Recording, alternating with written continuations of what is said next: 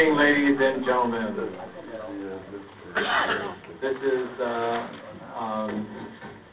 regular meeting of the Southfield City Council for March 21st, being conducted as a committee of the whole. And it's a long, long overdue joint meeting of the council and the Zoning Board of Appeals. So welcome everybody. We're very glad. And planning. We're very glad to have you. And the planning commission. I'm sorry, and the planning commission. I don't know what I said. Yes, I said ZBA twice, didn't I? Okay, anyhow, I'm thrilled to have everybody here. We're going to start with our roll call, first for the council and then for the planning commission and the ZBA. So Ms. Banks, if you'll call the council roll. Thank you. Ms. Seymour? Ms. Seymour. Here. Mr. Moss? Here. Mr. Lamb? Mr. Frazier? Here. Mr. Percassi is excused this evening. Ms. Jordan? Here. Mr. Seifert? Here. We have 6 members present. Thank you, Council President. For the Planning Commission, Ms. Taylor. Here. Mr. Culpepper. Here. Mr. Griffiths. Here. Mr. Huntington. Here. Mr. Leitner. Here. Ms. Peoples. Here. And Ms. Dillard. Here. Thank you. You do have a quorum to conduct business. Thank you. And the ZBA is the Zoning Board of Appeals. John Petty. Here. Roy Bell. Here. Myra Selesny is excused tonight. Les Wyden. Here. Eric Mania. And Darlene Trudell. Here. I've asked that we do a little brief bio. Part of the reason one of the purposes of tonight's meeting is to get to know each other a little better. And when I look around the room and I know people by name, it'd be great if you would share a couple of minutes of who you are and what you bring to the Planning Commission, the Council, the Zoning Board of Appeals, how long you've lived in Southfield, what you do for a living, anything you'd like to talk about. But I'm insisting that we do more than just my name is. We just did that. We really want to. There are a number of, especially newer people on the board, and while we shook your hand when you were took the oath of office in council chambers, I'll speak for myself. I know I haven't had too much interaction with some of you, and so it'd be nice to get a little better acquainted. So I will start with Mr. Charette on my left, and we'll go right around the room. I'm Jim Charette. I'm the city administrator in my 38th year, and not enjoying some of the challenges that we have, but I'm pleased to be here, pleased to be part of this meeting, and we really appreciate the efforts of our volunteers and boards and commissions. Jim, you've been the city manager since 2006, November 2006. And prior to that, Jim was Finance, finance administration, budget and research for a number of years, and then the deputy administrator as well. Thank you. Good evening, everyone. I'm Nancy Banks, the Southfield City Clerk. A little bit about me. I'm a lifelong resident, born here, raised here, educated here, product of our wonderful Southfield Public Schools. I was elected city clerk in 1999. I started in the clerk's office in 1973. Started prior to that in the mayor's office in 1972. And actually 2 years prior to that, actually started volunteering and donating my services when the McDonald Towers was built. So Southfield has been my life. We're a great city, and thank you. Mother of? Mother of 2 beautiful children, also products of Southfield. Our church is in Southfield, St. John's Armenian Church. One of your children is? A nurse? Our son.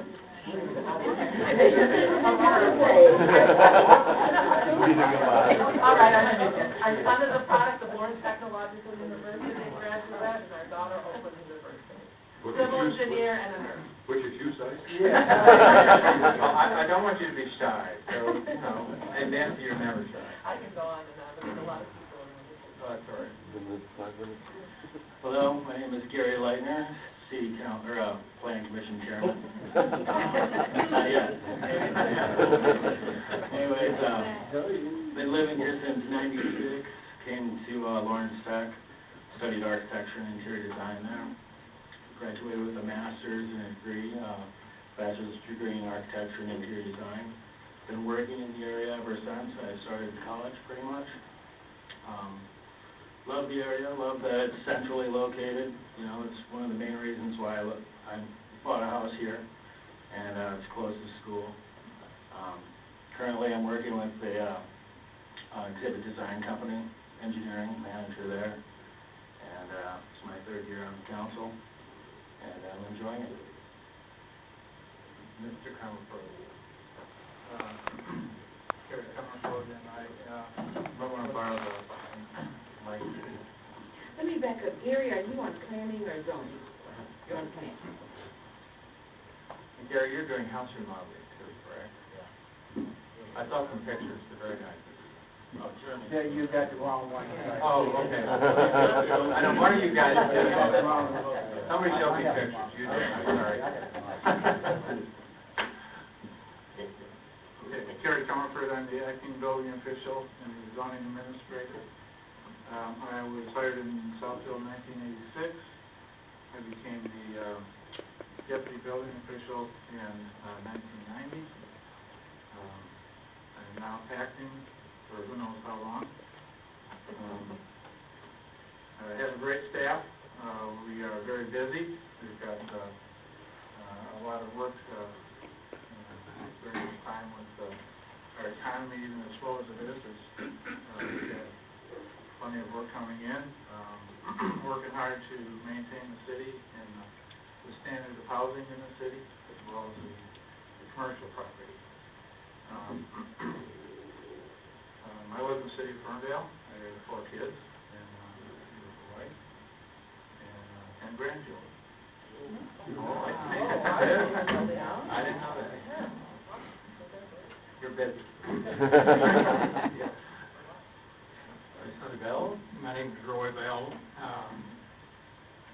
I've been attending various boards and commission meetings and city council meetings for about 30 years. I've lived in Southfield for 37 years.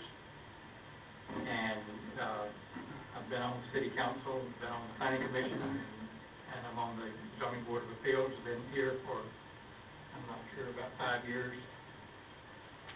Seems like longer. But I really do enjoy working with the city and trying to improve the city.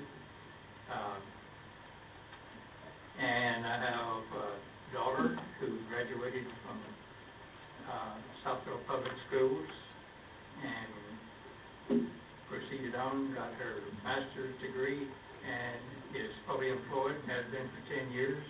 Daddy's really proud.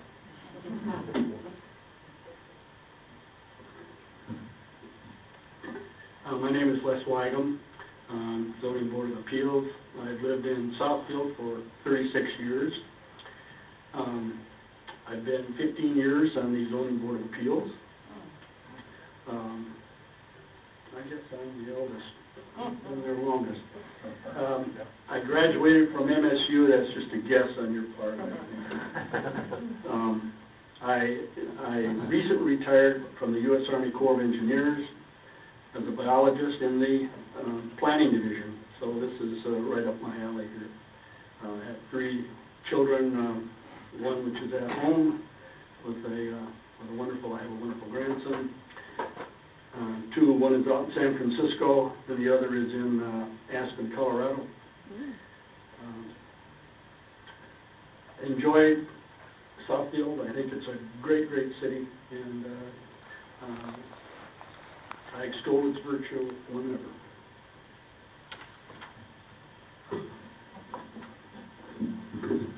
evening. I'm Darlene Trudell. I've been on the zoning board longer than Les. He doesn't remember. So it's got to be 15, whatever. Anyways, I've been living in the city for about 25 years, and I own the little horse farm that's on 12 Mile and Bell Road. So some of you may have known the Letbins who lived there 25 years ago. And I'm the Executive Vice President of the Engineering Society of Detroit. We're located here in Southfield, right down the block. And we're really happy to be here. We're doing, I believe, really incredible work. We're trying to figure out how to bring the manufacturing back here to Michigan, because that's what we should be doing. And we are problem solvers. We actually have an ESD Institute where we bring people in of different minds and opinions, and we solve problems. We actually did a symposium for the city of Davidson and Davidson Township, and was able to bring the two groups together and move their whole initiatives forward. So we're pretty proud of that. And I'm also proud of the fact that I recruited John Petty to be on the board. And he's my past president of the Engineering Society of Detroit, too. Oh, and my daughter's a fighter for Southfield. Hi. Okay, Darlene indicated that. My name is John Petty, and I'm the chair of the Zoning Board of Appeals. She wrote me into this. I was active with the Engineering Society of Detroit, also former president, as already mentioned, of the Engineering Society. And I'm also a graduate of Lawrence Tech, and I'm now on the Board of Trustees of Lawrence Tech. I've been on that board for about 20 years. Seems like I can get shed of some of these volunteer kind of activities. And I've been in Southfield, moved here 33 years ago, and I guess that was probably about the time that Nancy Banks was born, since she's a lifelong resident. So, my degree is mechanical engineering with Lawrence, and I grew up in Ferndale, where Harry currently resides, and I've got 2 children, 5 grandsons, and I've been on this. I've enjoyed this zoning board of appeals because we got a great staff. The city's got a great staff, so they make our job very easy. And always, I consider the zoning board of appeals as being the good neighbor board.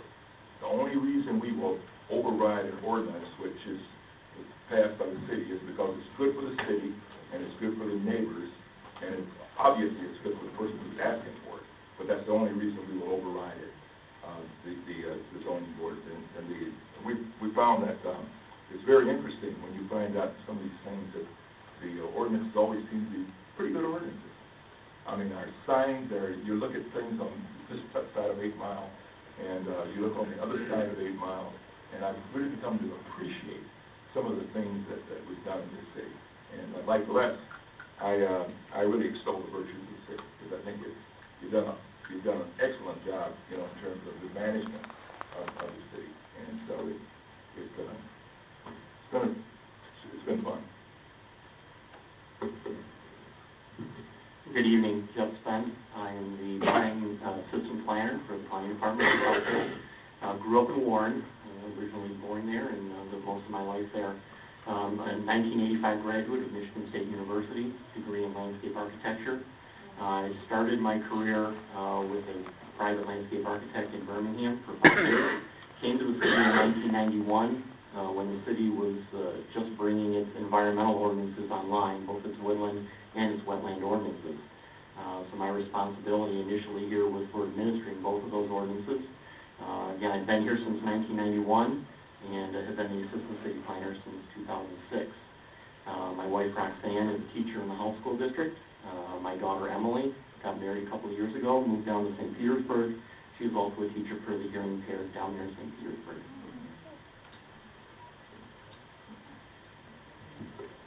Hi, I'm Carol Peoples, and I have lived in Southfield for 37 years. So my mom and dad brought me here 2 years prior, right? Anyway, I'm a registered nurse, but I haven't practiced since '95. I started getting interested in real estate investing, and I like the hours of real estate better than nursing. And In 1988, I became a developer, and after doing that in 94, I became a licensed builder. I love this city. I love what it stands for, and I hope that all of us together will be able to help make it breathe a little bit better. And my passion on being on the Planning Commission, I've been on there over 9 years, is to hear the people's voice, to hear the developers, and to still think about the city. You have to think about all three of them. I have a son that lives in Ann Arbor with his wife and my 3 wonderful grandchildren. I got a visit today from my son, so I'm feeling really great about that. He is in real estate also, him and his wife. They got their degrees in market analysis and da-da-da-da-da, and sometimes he talks stuff that, you know, but he says, Mom, I'm trying to be like you, and I'm going, yeah, right.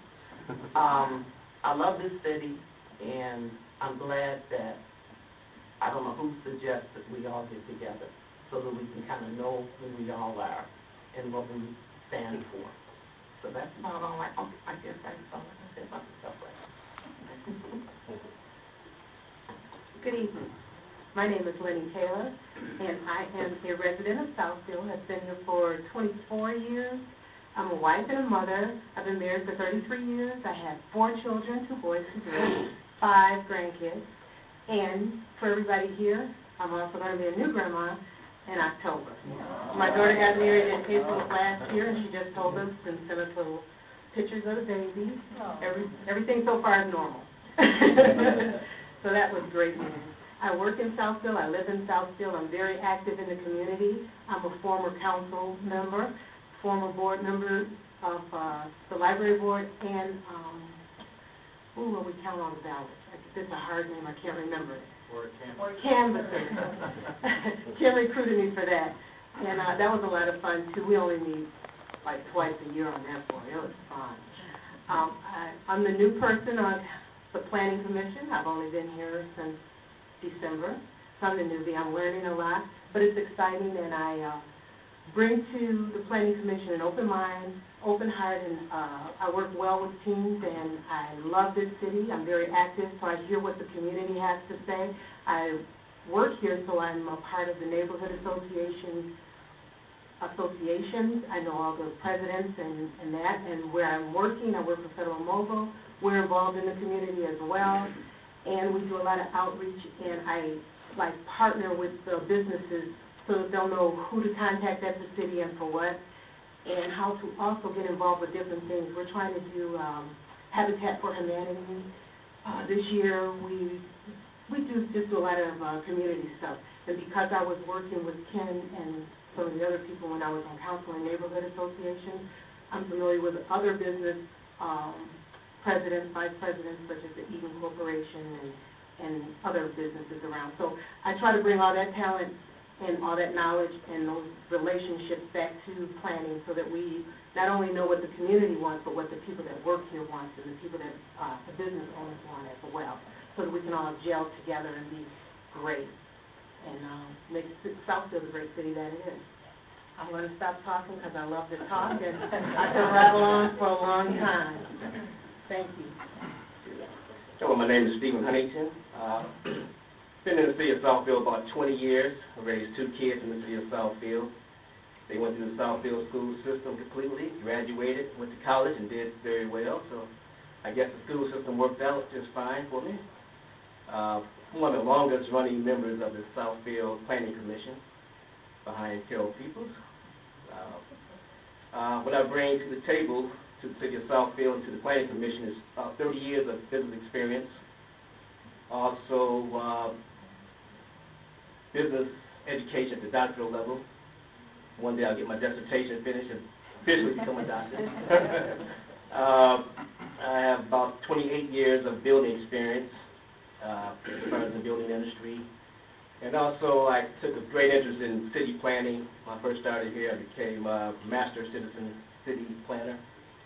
I learned a lot, enjoying my time here in the Planning Commission, and hopefully we can all work together and make the city grow. Good evening, Terry Crowe, Planning Director. I had the distinction of being sworn in on my wedding anniversary back in August of 2010, so I'm not allowed to forget that date. Transplanted New Yorker, came to Michigan about 18 years ago. I have 26 years of both public and private planning experience working in 4 states. My previous job, we had over 200 municipalities in the Midwest, so I got a lot of exposure to small communities up through large. Father of 3 kids, recent grad of Albion. My daughter's at Grand Valley, and my youngest is in high school. And he has the distinction of being born in the city of Southfield. So I've got that connection, and very excited to be here working with the team and the commission. We kicked off the planning public workshop on the master plan, and I always found that that's the best way to engage and work with the citizens and the boards and commissions is through the planning master plan process. So looking forward to the next 12 months. Good evening. Good evening. Okay. My name is Robin Dillard, and I guess I'm the most recent transplant in more ways than one. I grew up in Detroit, born and raised. Recently moved to Southfield about 2 years ago. I've lived a lot of places. I went to school in New Orleans, Xavier University, graduated from there, lived in Louisiana, of course, for the 4 years. I then came back up here to Wayne State, and I earned a master's in dispute resolution. So my background really is mediation and facilitation, which comes in very handy in contentious meetings, so let me just say that. And I've had to use it before, so. I then went on to University of Detroit Mercy School of Law, so I've been an attorney for almost 6 years now. While in law school, I worked for the City of Detroit Law Department in the municipal law section, so I had a lot to do with ethics and planning and things of that nature. I also worked for Wayne County Corporation Council in their county department, so I've dealt with tax issues, things of that nature. When I graduated from law school, my first job was with the mediation center as a manager. So I performed mediations in all different types of ways, probate, personal protection order, employment disputes, things of that nature. So I've had pretty good experience in mediation. My next job was with the State of Michigan Attorney General's office. I was an assistant attorney general in Lansing in the corrections division, so I dealt a lot with federal trials, a lot with the prisoners suing the corrections officials, and it really gave me some exposure to how the state really works. And then my job after that is currently with Oakland County Prosecutor's Office, where I'm an assistant prosecuting attorney, and I've been there for about 3.5 years now. So basically, my experience has been in nothing but government. Even in New Orleans, I was working as a intern with the city councilman down there.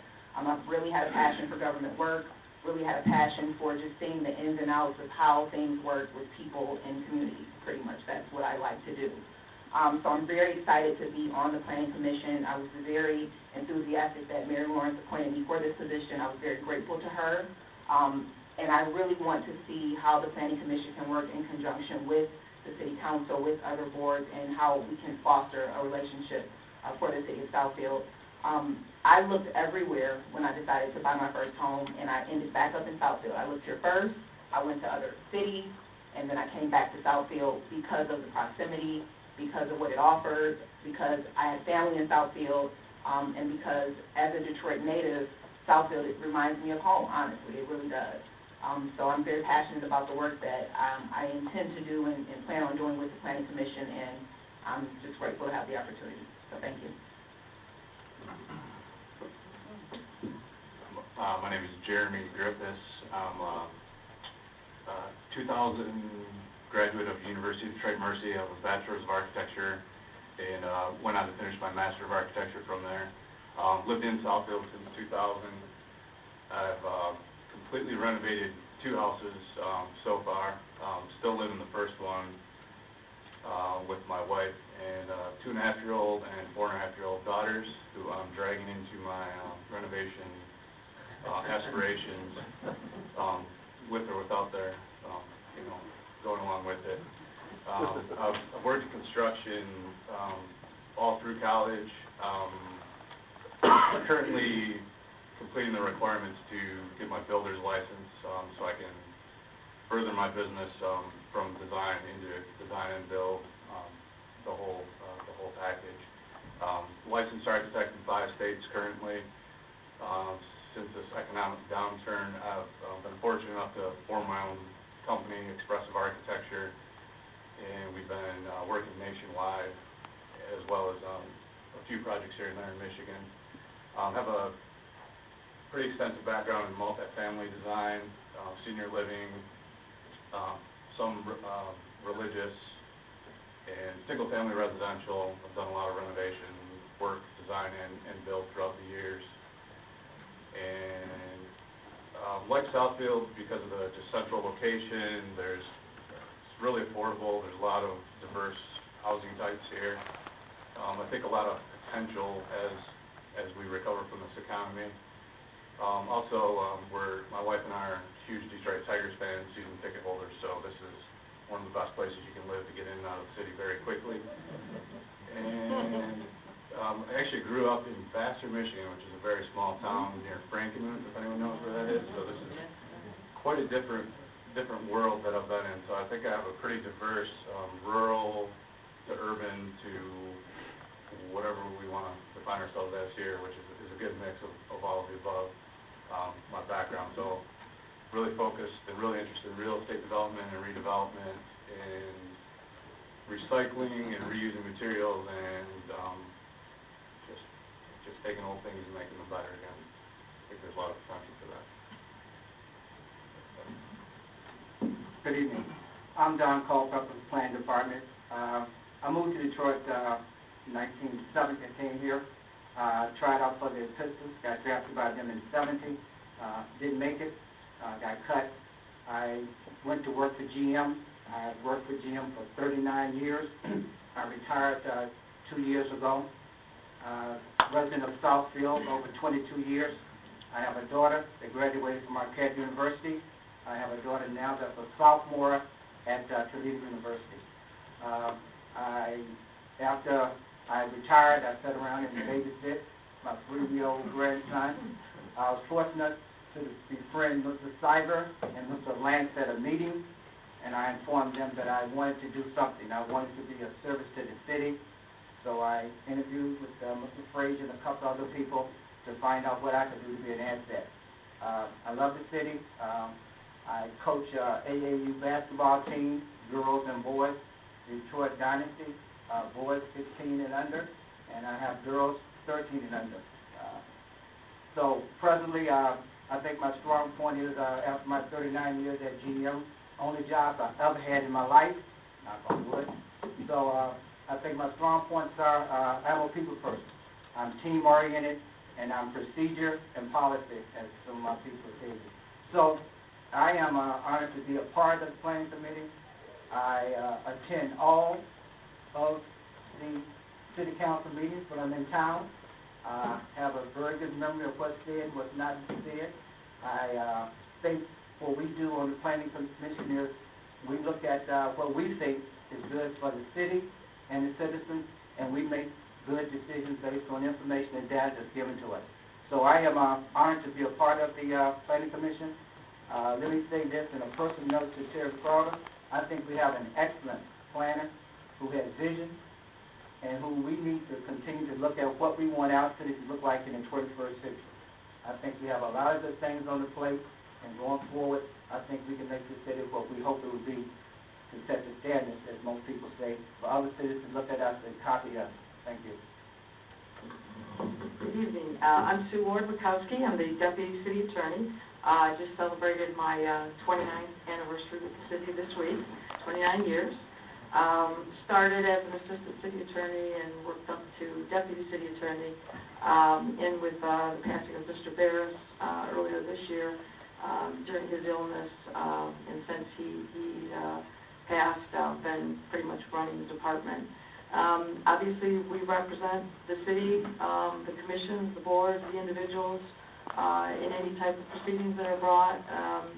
We enforce the ordinances of the city. We write the warrants. We watch the different departments in terms of any advice that they need. We have open meetings issues, freedom of information issues, tax issues, real estate issues, contract business issues. So really municipal law runs the gamut of all types of legal issues. I think Ms. Dillard, out of law school in '79, from Wayne State University Law School, I worked with Detroit, the Corp Counsel's Office for a couple of years in municipal law, and then came out here and been extremely happy out here. It's been a great experience. We're obviously kind of experiencing some challenging times right now. The economics for the city have been difficult, but obviously with any kind of adversity, there's always the challenge that comes, and we're always working on that challenge and see what we can do the next day and tomorrow and get the city moving forward. I have 3 children, twins, daughters who are both at Michigan State. Go Green, did well today. They're both in pre-med, so obviously I'll be poor for quite a long time. And then my son is a junior in high school, wants to be a pilot, so that will make us poor also. So I guess that's about my history, so.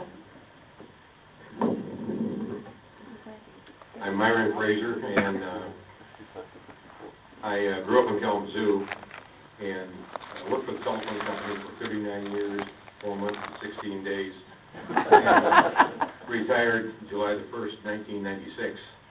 I've been a volunteer all my life, ever since I've been a small child, and during my career at the telephone company, I lived in Kalamazoo, moved with the family. My family moved to Benton Harbor. We lived in Benton Harbor, back to Kalamazoo, Lansing, and Southfield. We moved here to Southfield in 1980, so we've been here about almost 33 years. Have 4 children. Have 2 generations of graduates from Southfield Public Schools. Our 2 daughters graduated from Southfield High. Our 2 grandsons that live in Southfield graduated from Southfield Lathrop. And anybody that tells me that you can't get a good education from Southfield High School or from the Southfield Public Schools is itching for a fight. Our 2 daughters, our oldest of the 2 daughters is an attorney, and she lived in California for 20 years, and she didn't go out there as an attorney, but she decided after she was out there 7 years, she'd come back and go to law school at University of Michigan. She got her law degree, went back out to California, practiced out there in private practice, and got married during law school, and then afterwards had a child, and they hired her at UC Berkeley, and she ended up as the assistant dean of law school at UC Berkeley, and University of Michigan law school recruited her, so she's the CFO at the University of Michigan Law School. Our other daughter is a school teacher in Ann Arbor. She teaches 5th grade in Ann Arbor. Our 2 grandsons are both at University of Michigan. Both are extremely bright. The oldest of the 2 is in music, and the younger of the 2, his brother, wants to be a doctor. So I'm sure that he will. Our oldest son lives in Southfield with his wife, and he works for the post office, and he's responsible for, he works up in Pontiac, and he's responsible for routing all of the mail. He schedules all of the mail delivery systems, all the routes for all the areas around here. Like I said, I have 8 grandchildren, 7 boys and a girl. Each of our children have 2 children. The youngest has a boy and a girl. The other 3 have 2 boys. My wife, just about 3 years ago, she got her doctorate degree in counseling, and she does volunteer work. I've been on council. I was appointed to council in 1992. Then I ran for office and wasn't successful. So Don Fricassi, who was the mayor at the time, appointed me to the planning commission. I was on the planning commission. Then I was appointed to council again. Then I ran for council. Wasn't successful. Then I was successful. And I've been on since. But in the meantime, I was in the Energy Commission. I don't know if we all remember the Energy Commission back in the early 80s, when we went out and worked with low-income seniors and handicapped people and put insulation in their attics, did wrap their water heaters, and put insulation behind their plates on their electric plates and stuff. And I was on a Total Living Commission, and so I've done volunteer work all my life. And now I'm a council, then council president, and now I'm not.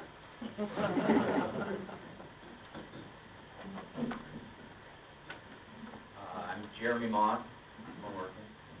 I moved into the city in 1986, which is also the year that I was born. And my parents have lived in the city since 1979, and my grandparents first moved into the city as original homeowners in 1968, so deep roots in the city of Southfield. I guess I'm a journalist by training. I also graduated from Michigan State University, go Green. And then in August of 2005, I started an internship 4 miles up the road from Michigan State University in State Rep Paul Condino's office, and really kind of got a passion for public policy and especially its effect on the community. He hired me on to be a legislative aide in his office. While at Michigan State, I studied abroad in South Africa on a race relations educational seminar for a semester there. I graduated from Michigan State. I worked for Mayor Lawrence. Now I work with Mayor Lawrence, and sometimes I think she would say I work against Mayor Lawrence. Never again. And then just most recently was the district director for our current state representative, Ruby Hobbs. So kind of had a very grand tour to Southfield politics that led me to run for city council in 2011, where I was elected. Just recently started a grad school equivalent program, Michigan Political Leadership Program, which is run through Michigan State University's Institute for Public Policy and Social Research. So that's a year-long program, so I'm part of the class of 2013. I'm passionate about the community. I've lived here my whole life. I kind of want to see us become a go-to city, not a go-through city. We have a great advantages of having a huge daytime population, and I just want to see that daytime population merge into a nighttime population so that we can kind of be a premier place to live, work, and play again. So.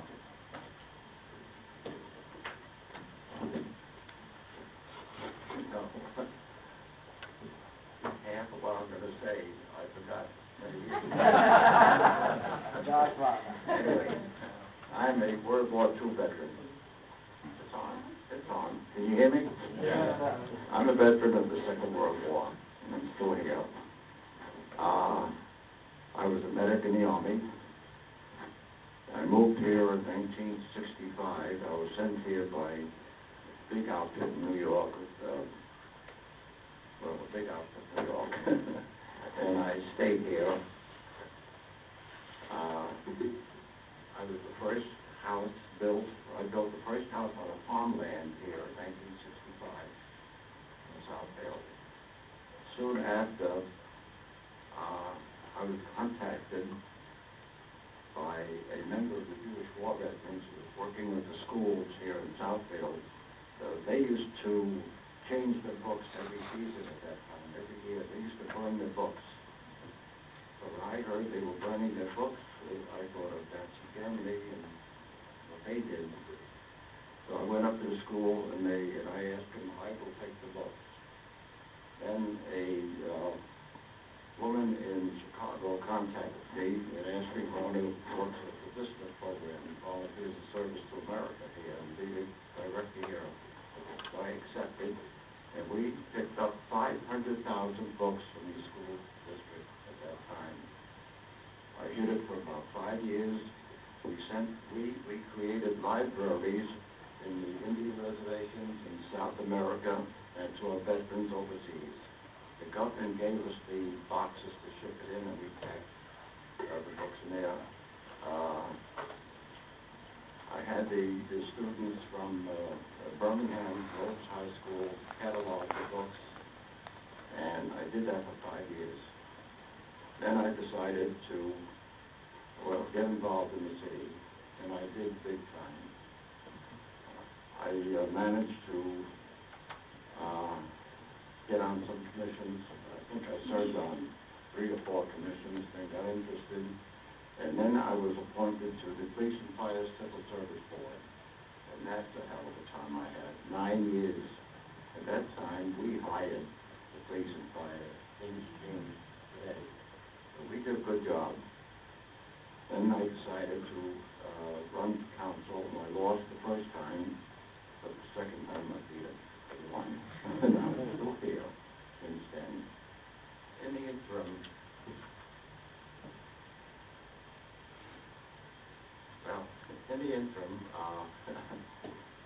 I've been on the council here, and, you know, I think everybody knows what I do, and my philosophy, and who I am, and what I am for the people. And I'm still here. I'll be 93 next July, and I'm perfectly healthy, and I'm waiting for Moses across the hill so I can greet him. And here I am. Thank you.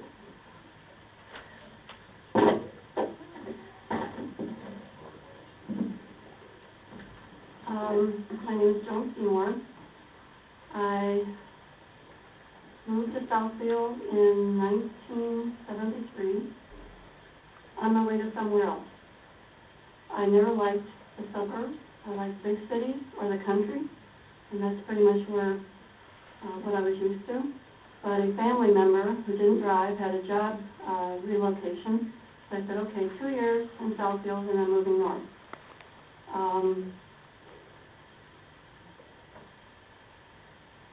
A couple of years after, I heard, I'd say 1993, heard that a freeway was going, 696 was going through Southfield, and I was working on the east side at the time, and one of the 2 people who had been fighting the freeway was one of our salesmen, and I overheard him telling the sales manager about this freeway that was going through, and I went up and talked to him later. He was one of the leaders against it, and I was absolutely flabbergasted. It was going right behind where I live, which is on the farthest east side of Southfield, you know, where it zigzags from 10 Mile and it zigzags through there. And I had been seeing cattails at the edge of the road, and one day, you know, before I'd heard about the freeway, I had to go out there and see why were there cattails at this little ditch. There was this big, beautiful wooded wetland. Now, I grew up on tales of the Okeechobee Swamp, Lake Okeechobee, the Everglades, and all of that, because my dad was from the Atlanta area, and he knew all about that stuff. So when I went out there and saw this wonderful wooded wetland, I thought, they can't do that. They just can't do that. So I picked up the phone and I called Detroit Audubon, and they got involved, and some other groups got involved, and we formed the Southfield Woodlands Preservation Council. Mr. Bell became a part of that, Mr. Wygan became a part of that, and with his wonderful scientific background was a great help in identifying the value of the property. Dean Jaworski and his, I forget the name of his, the other person in Eastern Michigan came down and looked at it, and a lot of people said, you know, this is very valuable. So we formed a group called the Southfield Woodlands Preservation Council, and that's where these 2 gentlemen were also involved. And freeway went through, but we managed to save a lot of it and get wetlands and woodlands laws passed in Southfield, which was extremely important. And that's, I think, the thing I'm most proud of, that we did get those laws passed with the help of the committee and the help of Mr. Barris and other people in the city that did that. I've been a board member of Detroit Audubon for 20 years, and all my life I've been involved with, all my working life I should say, I've been involved with automotive supplier industry, and a large part of that was in the regulatory area with seat belts and head protection, and I was dealing with all of the states in the country, and some with Canada and with and technical groups in England. And I have to say I absolutely loved it. It was most interesting. I never thought I wanted to work in the automotive industry. I had an offer from Chevrolet to work in their display department because I had an art background. And I didn't want to work for the automotive companies, but the supplier companies were so interesting. So I've had a lot of fun doing that. Most of my working life, I'd say a good part of it, I'd actually worked in Southfield while I lived here. I love this place. I can't imagine living anywhere else. I have many friends here. I just think it's a place worth fighting for, and that's why I've been on council since, what did I say, 1984. I was first elected. Never thought I wanted to be in local government. I couldn't imagine anything more boring. I mean, I hate to say that, but that's the way it appeared to me. I thought, being governor of Michigan would be interesting. But I did not have any political ambitions at all. And somebody suggested I run for council, and I said, thank you, no, but I'll find you someone. Well, the people that I talked to said, no, by that time, people knew who I was because I had my name in the paper and all that stuff, and I thought, I don't really want to do this, but I guess I will, because I've been asked, and I didn't want to do it. Well, I'm still here, and only because we have such great staff. Working with this staff is absolutely, it's a pleasure. It's like the dream job, and I'm serious. We have a fantastic staff here. It's what keeps me going. It's what keeps me, I guess, interested. But the city is fabulous. There's no question about it. I think we all agree we wouldn't be here. So we want to keep the city strong. We want to keep the city growing, and trying to come up with some things that bring. We went through a bad time with what happened in the financial collapse. Nobody's fault except the banks, and we're paying the price for it. So we're fighting, and I'm a fighter, and I'm going to see it through as long as people want to see me on council. And even if not, I'll be a volunteer. So that's pretty much the summation of my life, I guess. And I've lived in 16 states because of my father's business, so I've seen a lot, and I like Michigan a lot.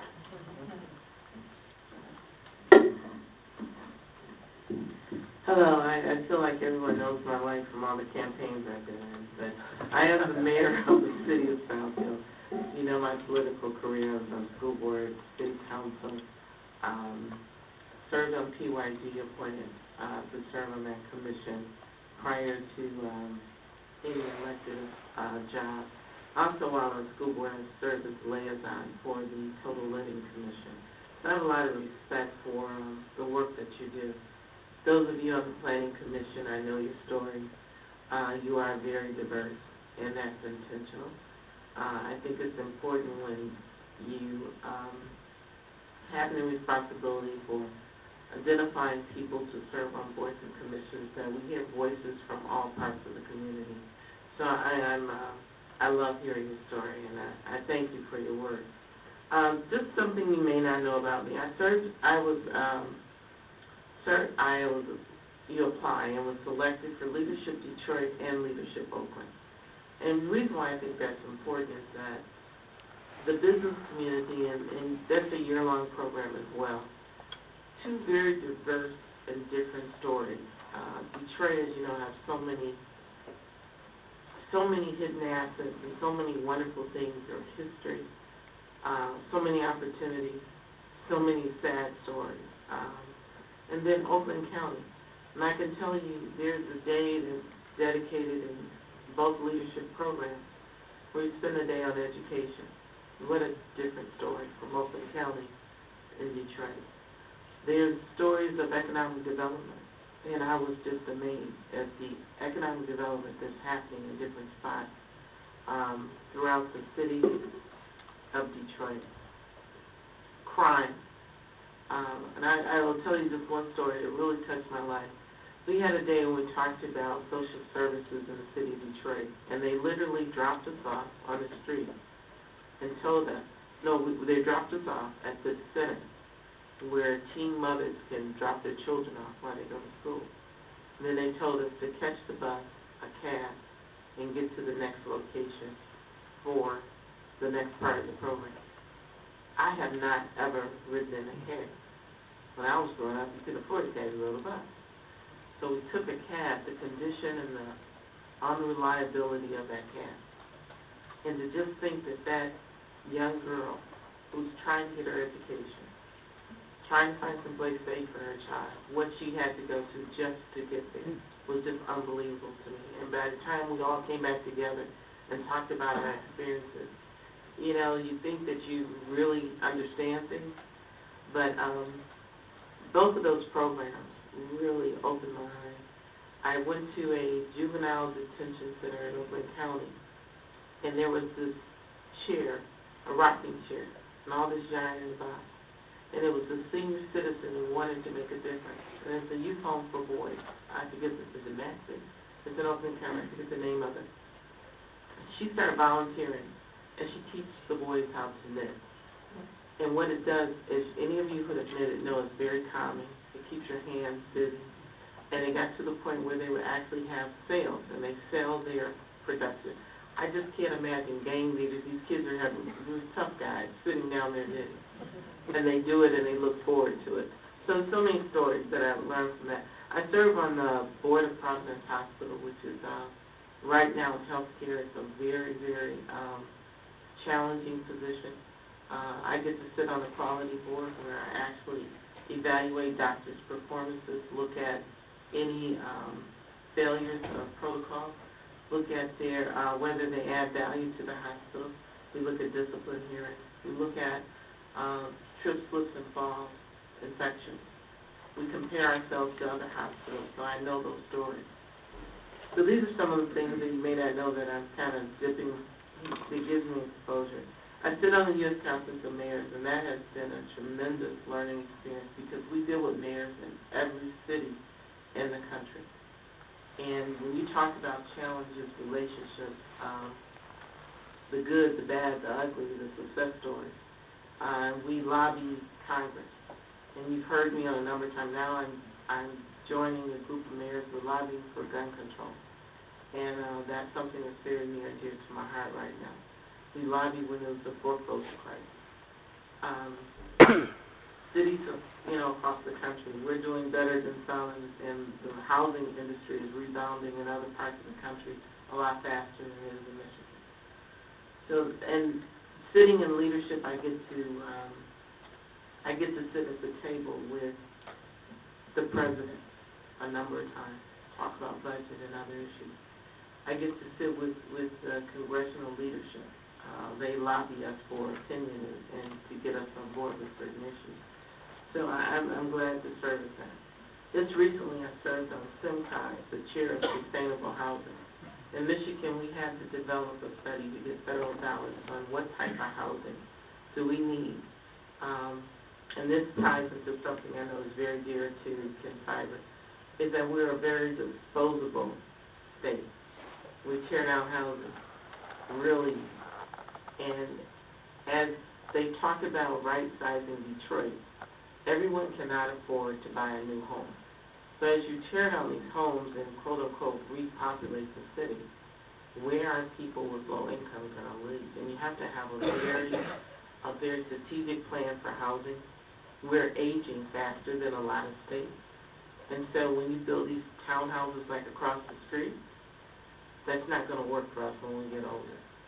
And so are we having the right mix, and what are we doing? And it was a very enlightening experience to really evaluate housing across the state. I have two beautiful children. I have an amazing granddaughter. My son lives in Pittsburgh now. I miss him, but I think the distance was good for both of us. He's a graduate of Michigan State. I'm very proud of him. My daughter attended OU. She's now, she works with special needs children, special education in Southfield Public Schools. God blessed her with amazing skills to deal with those with need, and she does an excellent job. I'm married to my childhood sweetheart. I met him when I was 14 years old. We've been married 41 years. So we literally grew up together.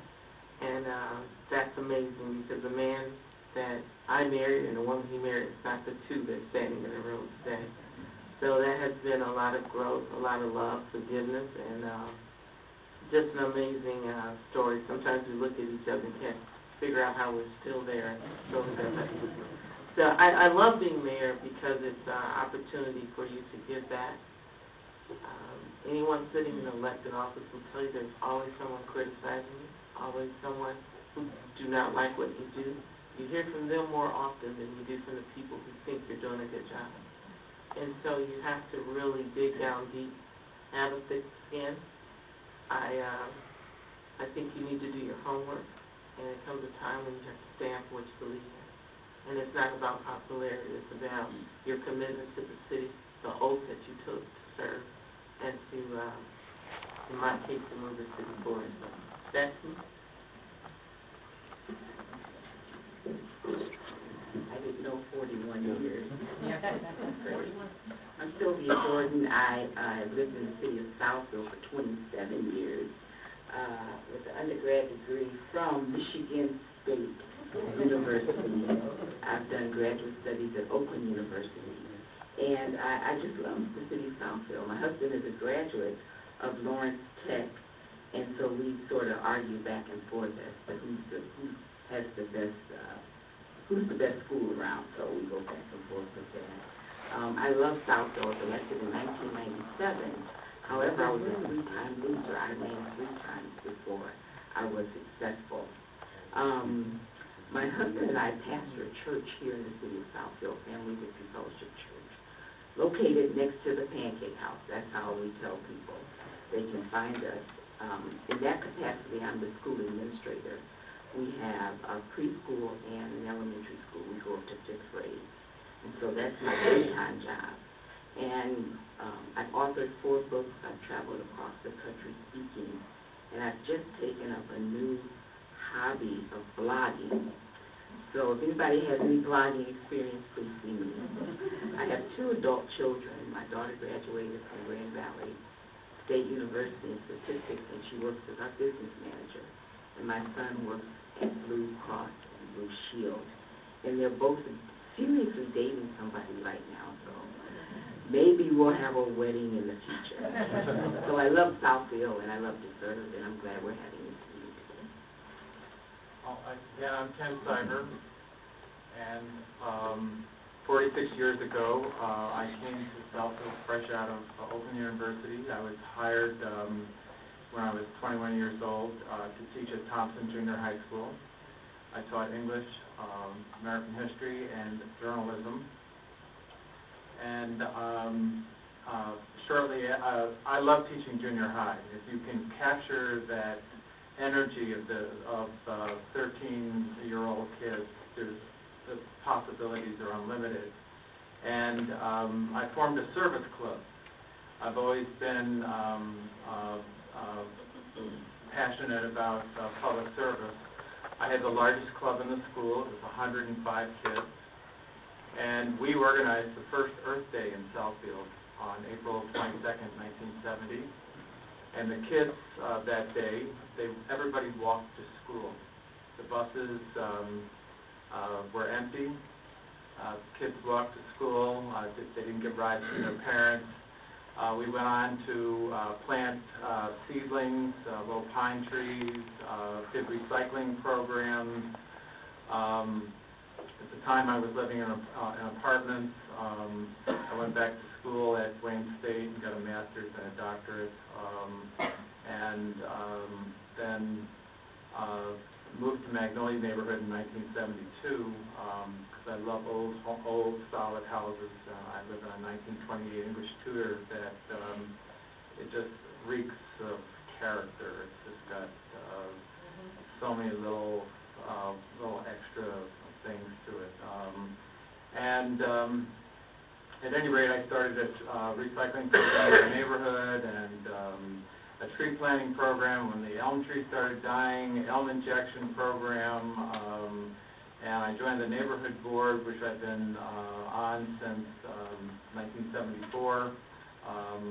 Went on to stayed active at the same time, then went on to teach at Southfield High School in journalism, and became Director of Information Services for the school district, and then my last 7 years before I retired, I was Deputy Superintendent of Schools.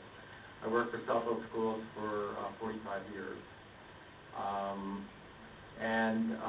In 2001, I decided to run for council, and I was successful on my first run. And I've been on council since. I'm involved in Martin Luther King Task Force, Southfield Parks and Garden Club, the Historical Society. I've written 3 books on Southfield, and I have a passion for neighborhoods, and I really kind of weep about what this agreed the mortgage crisis has done to our community and to others. I could be mad about it, except I turn those feelings into trying to buck up our neighborhood. I think we're not a community without good neighborhoods, good, strong neighborhoods. And so for years I sat on the Council's Neighborhood Services Committee, and we've done a number of things over the years to protect homeowners and keep our neighborhoods viable. I think I'll stop there. We also have residents. I have another second. Yes. I forgot. 5 months ago, I was appointed to the advisory committee of Oakland University. And I've attended 5 or 6 meetings already, and the project is women's rights. So we're deeply into women's rights. Very important. Thank you. We also have Fred Zorn, so I'm not going to allow you to sit over in the corner. You can borrow a microphone if you'd like. Can you hear me? Yes. I'm Fred Zorn, Deputy City Administrator, been with the city since October 2008, with the City of Taylor. Prior to that, as Director of Economic Development, their projects included the creation of Midtown Taylor, Telegraph Tomorrow, the Blue Bridge is one of my projects, complete reconstruction of Telegraph, 94. During the period I was there, our tax base doubled. Obviously, this is before the economic crisis. Biggest project in my career is probably the Villages of Taylor, the acquisition of 2,200 apartments. We had a half square mile that accounted for 65% of all of our police runs, the majority of our fire runs, social services out of a city of 24 square miles. We acquired the property, put in to date about $23,000 per unit, cleaned it up. It is just as safe as the rest of the community. Tore down 700 units, built a senior property, built a 40,000 square foot human services facility. Prior to Taylor, I was with City of Melvindale as their City Controller and Administrator. First week on the job, I had to file a deficit reduction plan.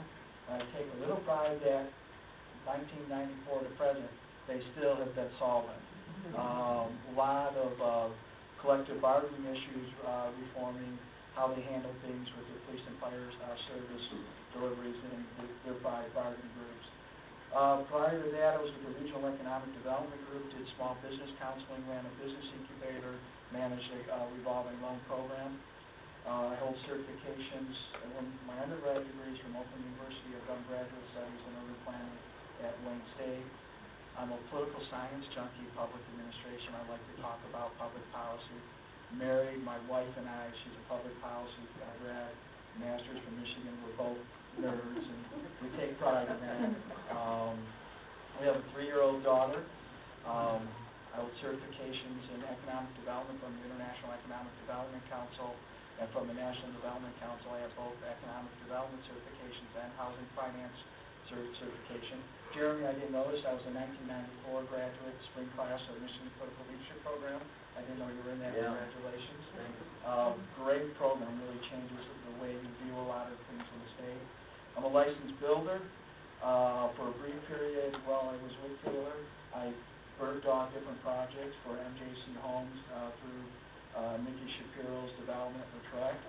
And during that period, probably about 1,500 homes were built in Monroe County, down the downriver area and Western Wayne.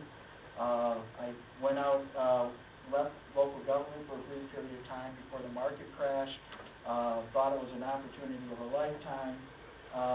Did that for about 6 months, went back to local market government because I was then taking apart more deals than we were putting together.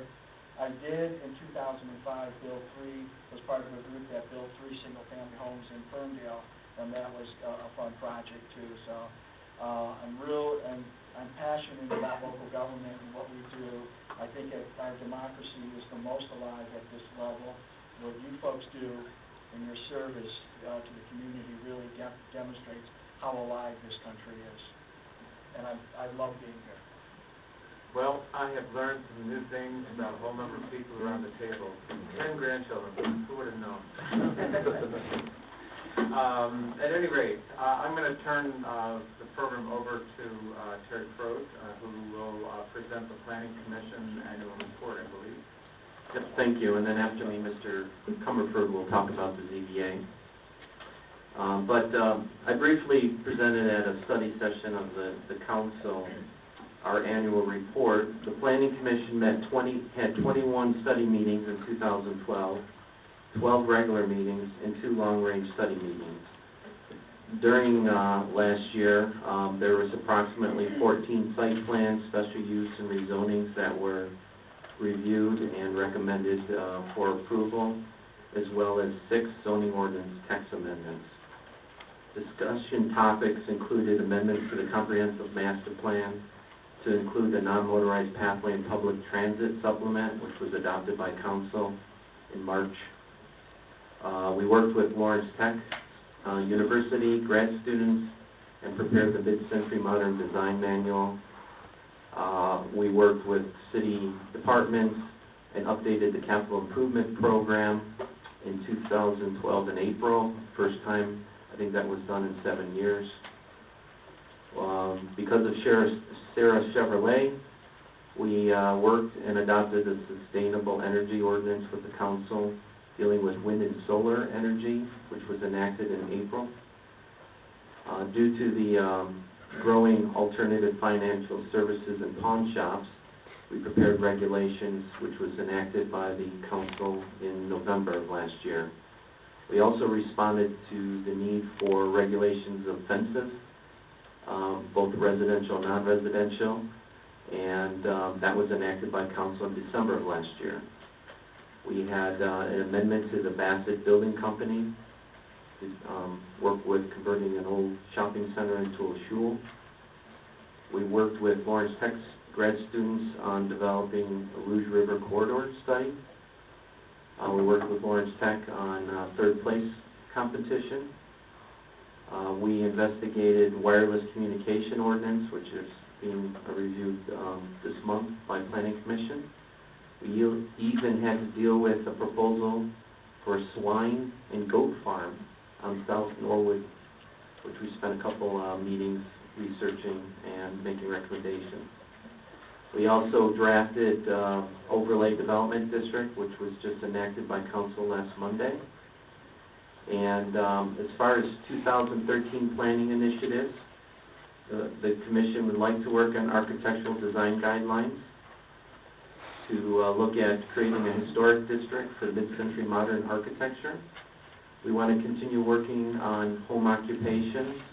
We previously dealt with the home occupation of family child care. We're investigating adult foster care right now. We would like to work with the council on updating the zoning ordinance on some of our older standards. We want to look at raising review fees. We'd like to work with the ZBA and the building department on sign regulations. One of the things that we hear often is the need to streamline the site plan review process. Mixed-use development is, I think, important for us to be flexible with. We are finishing up 2 sub-area transit plans, one in the DDA and one in the city center district. Working with city administration on a targeted housing market analysis. And most importantly, with the kickoff of last night, we're starting the process of updating the master plan. As you may recall, both our ordinance and state law requires us to review the master plan every 5 years. And our last master plan was adopted in April of 2009. And we think this is going to take at least a 12-month process.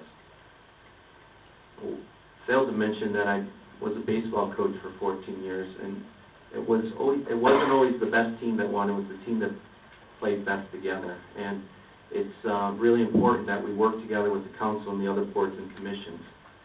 I want to just take a few minutes and highlight some of the trends and challenges that we have facing us. I went into more depth last night at our commission meeting, and details of this is on the master plan website. But one of our first challenges, it could be both a positive and a negative, but sometimes it seems to be more negative, is that we're a first-ring suburb of Detroit. And Southfield has an overabundance of big single-family homes on large lots and luxury apartments that do not fit changing demographic needs and desires. Southfield's proximity to Detroit is hurting property values and market potential. Working with Mr. Charette, our housing and mortgage crisis began about 2008, and since that time, housing values in the city have declined 52.27%. So if any of us lost half of our income, it'd be pretty tough to continue operating at the same level. Southfield's residential values for the upcoming year are anticipated also to decline a further 2.25%. Southfield had one foreclosure for every 32 houses in 2011. The city was #1 in foreclosures for the period of 2008 through 2011, and was second only to the city of Pontiac for the preceding 7 years. Total taxable values have decreased over 50% since 2008 and 2009. And there was 261 property tax appeals as of April of last year. Recently, the IBM building, which is 14 floors and almost 250,000 square feet, recently sold for $300,000, or $1.23 per square foot. And this is a quote from our city administrator: "No community in Oakland County has been hit harder by recent economic conditions than the city of Southfield." Our household size has shrunk from 3.46 in 1960 to 2.22. We have an increased number of charter schools. Many of our neighborhood schools were built for people to walk to when they had larger family sizes. Today, more than 90% of children arrive to these neighborhood schools by car, and the neighborhoods weren't built to handle that. We don't have sidewalks. In many cases, we have one means of ingress, egress, and those cars of the charter school, people coming in from outside our community, are causing conflicts with our neighborhood and our residents. Southfield's homogeneous land use pattern promotes auto dependency. And the auto-dominated pattern with our major bisecting freeways impedes walkability, diminishes transportation efficiency, wastes energy, and promotes social segregation. Our population has shrunk 8.4% in the preceding decade. And we need to expand our housing options. We need to provide more lofts, studios, townhomes, senior living, and affordable housing. Given all that, as daunting as that is, we've got some national trends that are going to make it even more challenging. As us planners like to say, we have a demographic tsunami facing us. The traditional family unit of a married husband, wife, and 2 to 3 kids with a pet is now a minority in America. Today, a majority of households are people, young or old, living alone, couples or sets of unrelated individuals of various ethnicities, ages, and tastes, growing numbers of elderly requiring less dwelling space but more living assistance, and single low-income parents struggling to support dependent children or perhaps a dependent adult. Again, our housing stock is a challenge for those, the new household. The majority of young adults and seniors prefer living in walkable neighborhoods, and sustainably designed communities characterized by diverse land uses and a broad array of civic amenities. We also have an aging baby boomer generation. These consumers were at their peak family size and peak income between 1990 and 2010. 77% of demand of new housing construction was driven by this trend. Today, about 25% of new households prefer condos and urban townhomes. Minorities will become majorities by 2030 with lesser educational attainment, resulting in lesser overall income. By 2020, there will be around 35 million over 65 households in the U.S. Many seniors who would like to become renters will be trying to sell about 200,000 more owner-occupied homes than there will be new households entering the market to buy them. By 2030, that number could rise to 500 million. And this is from an article, Shaping the City. Let me see. This is the great senior sell-off could cause the next housing crisis predicted at 2020. In 2010, almost 17% of Southfield's population was 65 and older, and that's going to continue to rise. In 2010, 82% of Americans lived in cities. By 2050, it will be 90%. I often say this, in the old economy, industry located where major resources were located or near major transportation networks, including rivers and railroads. Workers migrated from rural areas to cities and industrial centers for jobs. Today, young professionals choose where they want to live first and then find a job. In the new economy, or the knowledge economy, knowledge workers or the creative class contribute disproportionately to the wealth creation. A region's ability to compete depends as much upon its ability to attract these young professionals, educated and often entrepreneurial workers, as it does upon recruiting corporate investment. Indeed, corporations increasingly tend to locate in regions where they can access workers with valuable skill sets. For example, Google recently spent $1.9 billion purchasing a building in New York City, partly because of the fiber networks, but more importantly because that's where the young creative class was located. That equates to $700 a square foot versus $1.23 a square foot. Far fewer young professionals own cars, preferring to rely on mobility upon walking, biking, and mass transit. Many won't consider living anywhere but a walkable, bikeable community. Attracting these young professionals requires creating an image of a city and a community that young people are attracted to. And many cities see sustainability as the key to the new economy's success. With regard to smart growth, transit-oriented development, walkability, high densities, green buildings, and placemaking are important.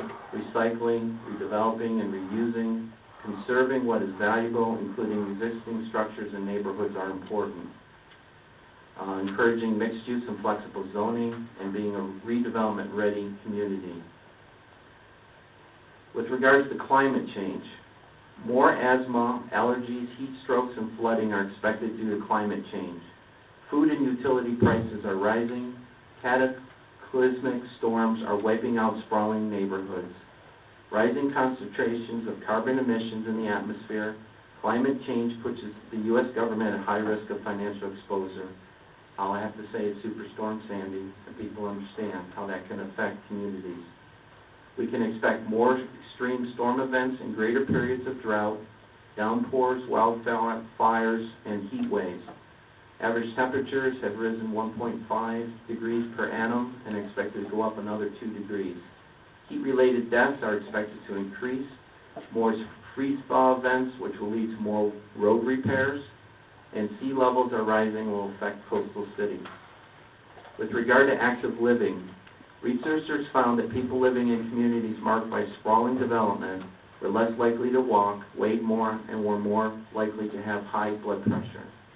Approximately 17% of children and adolescents aged 2 to 19 years of age are obese.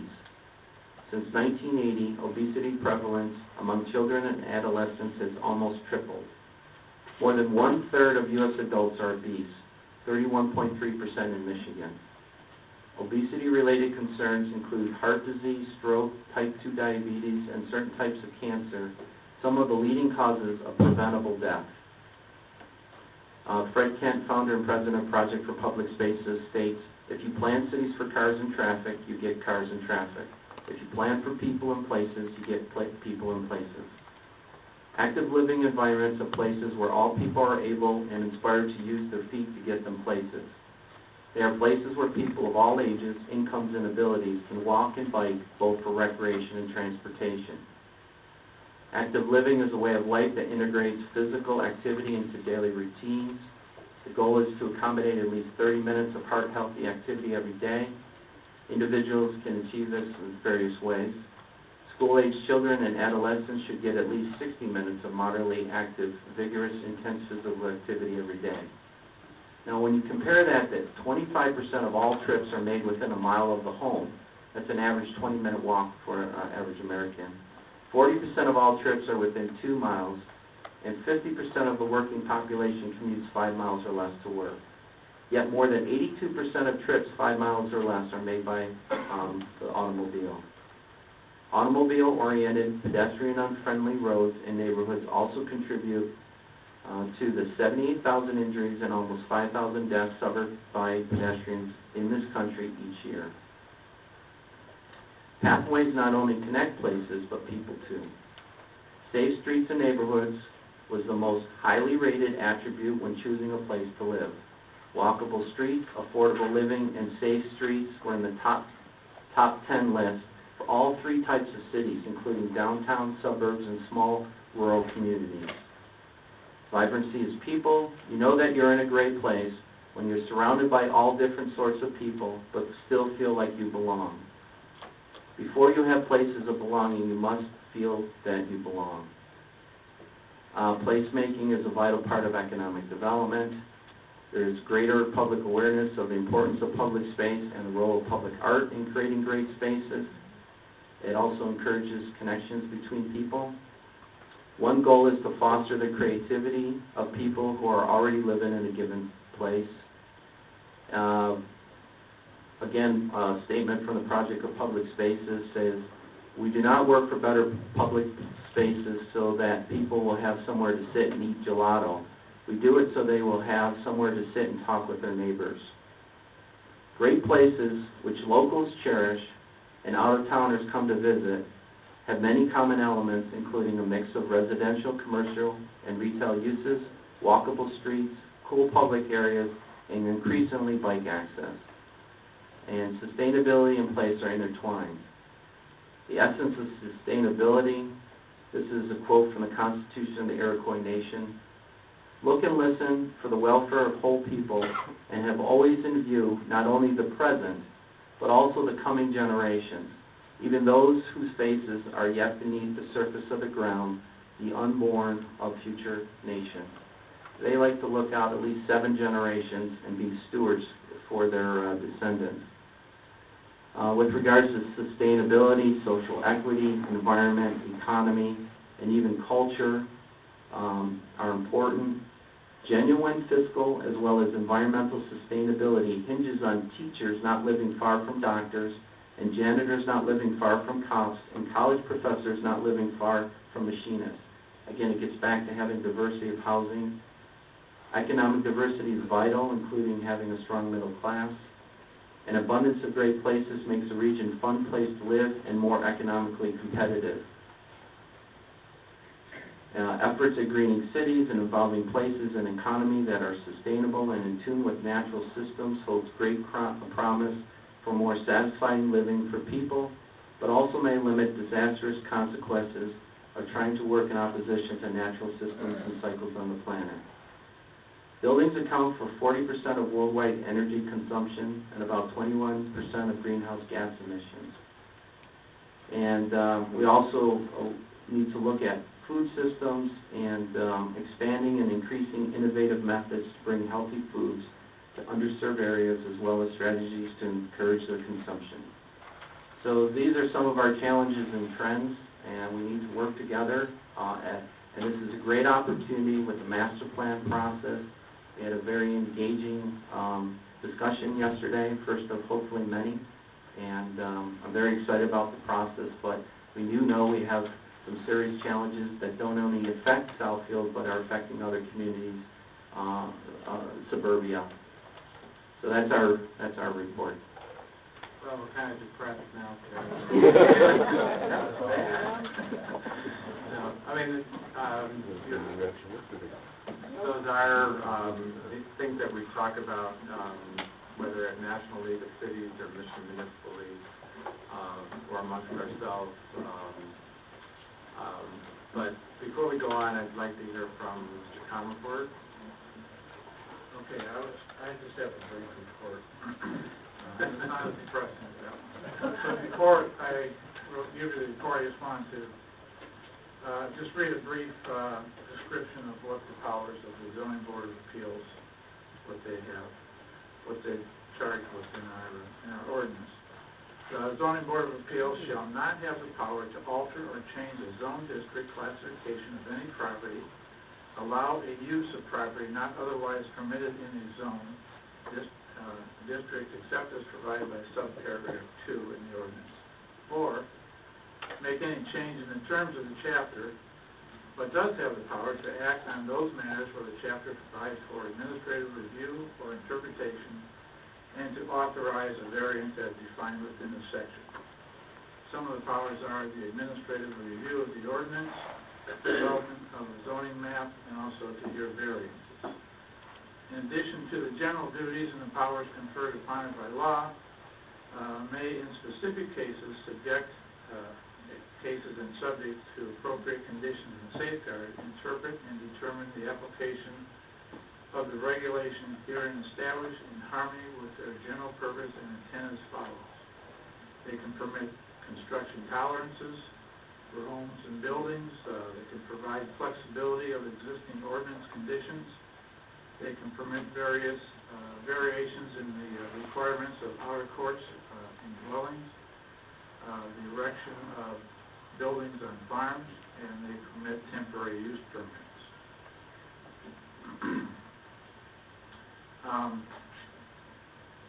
This year in 2012, we had a total of 39 cases.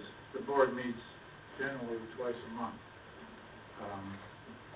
Of the 39 cases, 23 of them were sign related, for things such as the number of signs permitted on a site, ground sign area, the height of ground signs, the reduction of ground sign setbacks,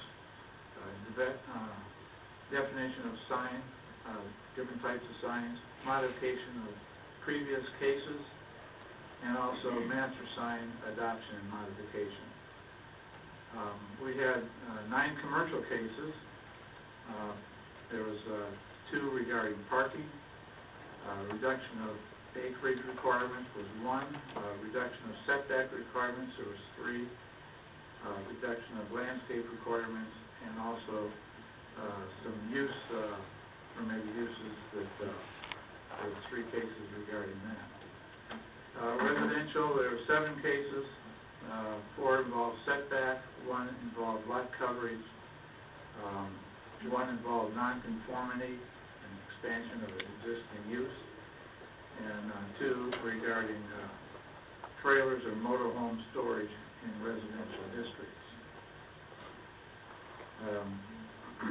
The Zoning Board of Appeals members, along with staff, attended 1 training seminar with the Michigan Municipal League. The staff is doing an informational training session with the Zoning Board on April the 9th to explain parliamentary procedures, the Open Meetings Act, employer requirements, and we're doing that to improve our professionalism, our efficiency, and our consistency in our meeting. All right, thank you.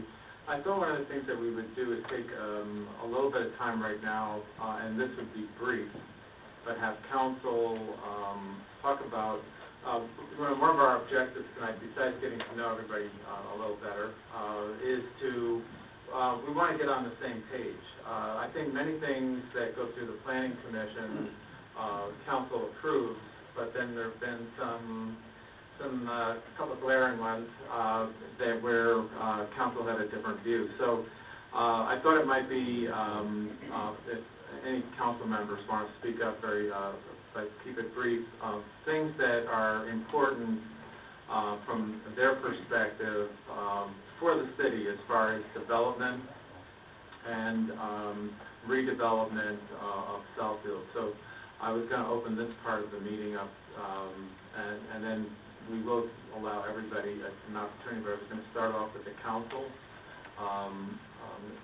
Ms. Gordon, would you like to start, or? Thank you, Mr. President.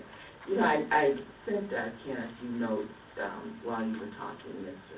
Croden. Thank you for your presentation. One of the reasons we wanted to have this meeting was to see, or to kind of understand, this is for me, the thinking of the Planning Commission in terms of their philosophy for approving different items, because sometimes things are approved on your end, but we don't approve it. And we don't even have to talk about Walmart.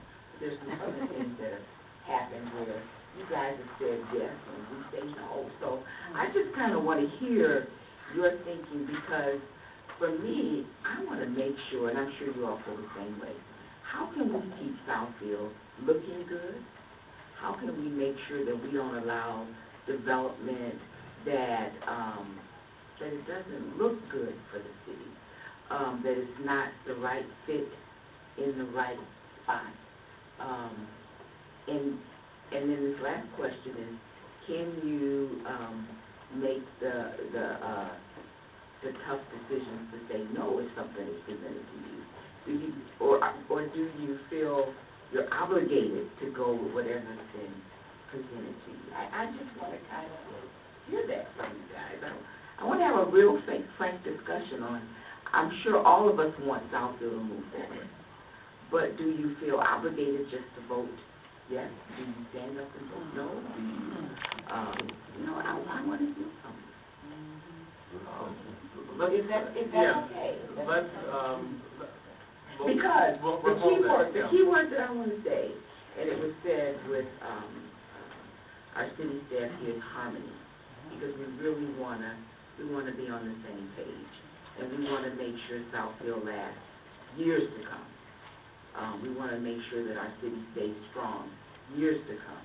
We don't want to change the character, the flavor of our city where it's not pleasing to us, where we want to move on. I want to stay here. I love my home. I have a 6-acre home in Southfield. I love it here. I don't want to have to move. But it's, I want to hear from you. Well, that's my and it's duly noted. We'll come back to that. But I'm going to give other council members the opportunity. Then we'll open it to the planning and the zoning board. Mr. Lamb. You mentioned the decisions the planning commission makes, and the decisions that the council makes. The planning commission is there, and I agree with a lot of their decisions. And I disagree with a lot of decisions the council makes. So you can't have the planning commission obey you and vote the way you want. Or it could be vice versa. Okay? Go ahead. No, I'm not saying they have to vote the way I want, but I'm saying that this council is the ultimate deciding factor. To your decision. Yes. Not object to our decisions, they can submit to something to us that we will not vote for. But how do we avoid that? How do we get on the same page with the same thing? Are you saying they will submit something to the council that you won't vote for, or they won't vote for? Well, obviously they can. They do that. What I'm thinking of, more in terms here, so we don't get in a debate back and forth. Well, we want answers. And we're going to get there. but what I'm asking council to do, if they'd like to right now, just very briefly, what's important to the council, and I'll speak for myself. I have a historic bent, so I'm looking for, I don't believe in throwing everything away. I know, Jeremy, your input on the planning commission, I understand, has put the requirement in to, when something gets torn down, to reuse, instead of everything going to landfill. I'm all for that. I believe in adaptive reuse. We build buildings and then the world changes, and so what? We tear it down, throw it away? You know, sometimes you have to. I'm a big believer in historic designation. Our mid-century modern, I've been out touring buildings. We're actually going to do a bus tour of mid-century modern buildings this summer. Can I interrupt you, Mr. President? That's not the question. We're getting to that, Mr. Lance. Well, hold on. answer the And you question. have your opportunity to say what's important to you. Well, I didn't finish my opportunity. Because you were getting in a debate. So let's, Well, I'll come what back are to you here you. for? I will come back to you. Very quickly, anything environmental, neighborhoods, that whole sense of place, public art, and we're still working with signs. We'll have another sign session, and variety of housing. So in a nutshell, these are the things as one council person that are important to me. If other council people want to speak up in that regard, and the city center, getting that developed, I think that would be beneficial for the planning commission to hear. Mr. Moss? Do you want to? Yeah, you're changing the questions she asked We're doing, but you're not following what I've asked you to do. Put on the table what's in the planning commission to answer. We're getting to that. Be patient, We should please. get to that before you come in with something else. We're on the same topic. Can I say one Yeah. thing? One thing that I forgot to mention that's really important to me is signage. And I know this is going to have to come back to council. I think that garden signs, to me, can brand the city and make the city look good. I think when you have the tall pole signs, to me, they're a distraction. They can, in my opinion, distract from the city. They can distract from its appearance. So moving forward, I'm just for making sure that we've got good signs that are not always tall, but, you know, branded, that we can even change the branding of our signs. When you drive out to Novi, they have nice garden signs. I have yet to see a pole sign in Novi. When you cross over into Novi, all the signs are nice, eloquent, just nice garden signs. Why can't we redevelop Southfield and have nice garden signs throughout the city? That's just what I'd like to see. All right, the floor is yours. All right.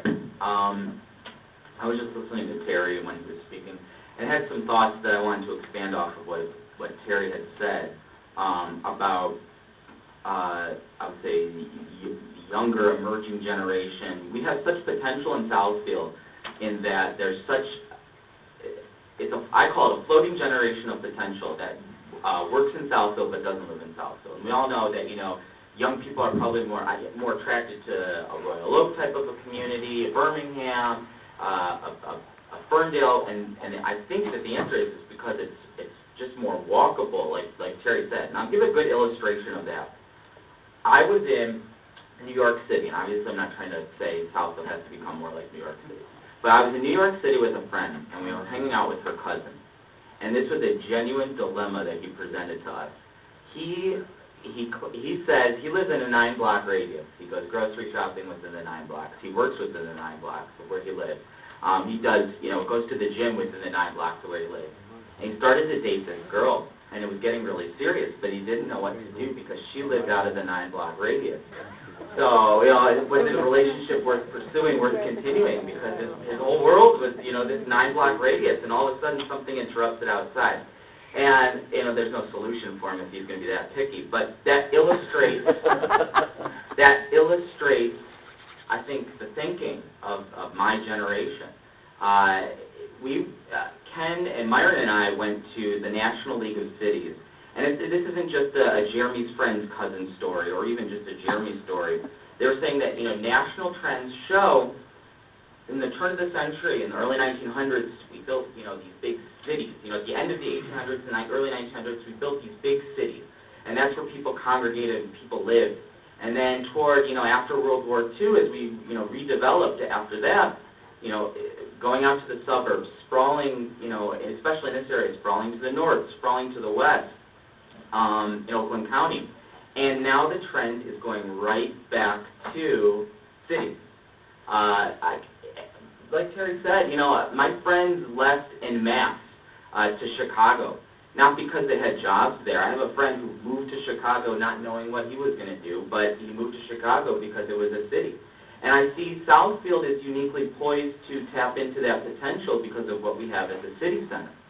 Existing infrastructure. If you were driving on the highway, and you were, maybe you were just driving through it, didn't know anything about Southfield, somehow we're passing by, you would think that was a downtown area with the tall buildings. You would think, oh, there's a huge city there. And you get quite a disappointment if you pulled off and saw it. No, it's just buildings with a whole bunch of parking lots. So I think that's our number one area, I think, of commonality, of potential, of what we can do to really take advantage of the fact that, we need to be a go-to city and not a go-through city. So I'm a huge pusher, and I think in taking the temperature of the council and maybe the planning commission and ZBA, I think we all can find areas of agreement to kind of redevelop city center into that downtown area so that you have the person who has the 9-block radius in his life, that can be it. Another thing kind of fits into the same theme is during that National League of Cities conference that we went to, there was a presentation by the owner of Zappos Shoes. And he had taken this building in Las Vegas. It was a jail. Wasn't it a jail or something that he repurposed for his company and brought it toward the headquarters.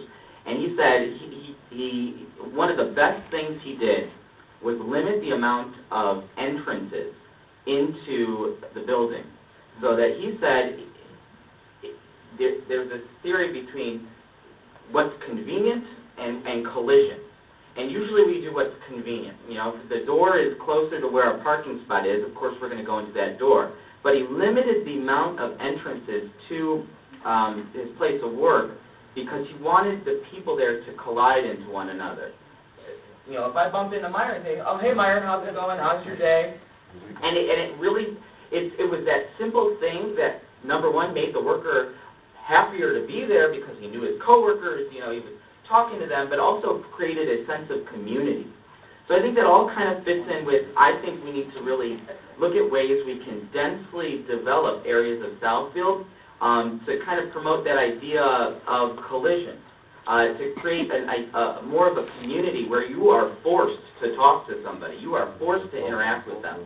So that's kind of the trend I'd like to see going forward with some projects that come through the Planning Commission. Myron? Well, bump right into it. Yeah, in the collision. But not an actual collision, but the thought. Harry wouldn't like it because there's not enough entrance and exit. There are ordinances. Just a thought. Yeah, one of the things that I think we have to realize is that when Southfield was built, no one made a mistake because that was the way suburbs were built. But the situations have changed. Unfortunately, our housing and our buildings aren't like on a monopoly board where we want them to get closer together, so we just take the houses and move them closer together so that everything becomes walkable. We've got to find a way to infill housing, and Jeremy has given one example where the city center has a lot of parking area, a lot of space that can be the central point that we can start developing the modern style of community. We do have to make it more walkable. When Terry gave his report, said that the the population is getting older, the housing, the number of people in the homes is getting smaller. We have big footprint homes. What are we going to do with those? Ken doesn't want to tear them down. So maybe we make apartments out of them. So but we've got to use a different style of thinking in order to make things happen. I think the reason that we're all here tonight is so that we come up with some kind of a common thread of thinking that begins with the planning commission, because the developer comes to the planning commission first. And you have to understand what we are thinking too.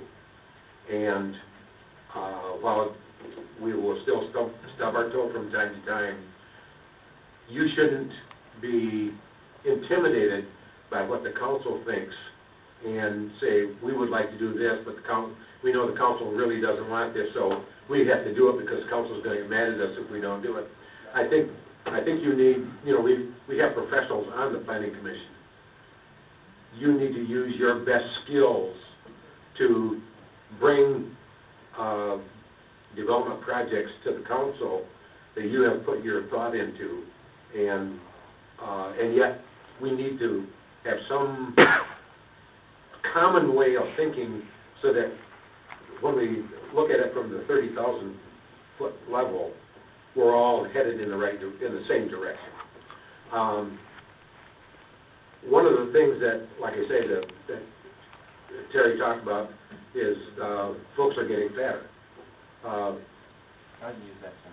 Pardon me? I was watching television the other morning, and there was a program on, and they were talking about, do you use obese or do you use fat?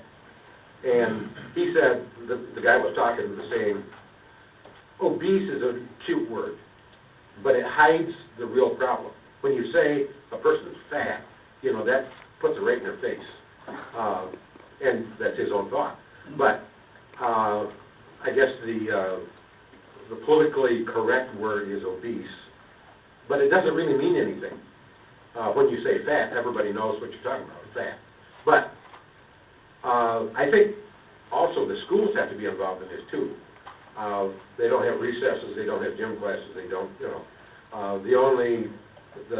the majority of the exercise are the sports teams, but it's a lifestyle that we need to develop all the way from young children all the way through. And so I think another ingredient is the schools, the public schools that need to also be on board with us in this thing. But without captivating the rest of the time we're here, I think we need to pick an area in this city and study it together and come up with an overall plan of how we want to develop the modern city that is going to be with us for the next generation or two. Ms. Seymour.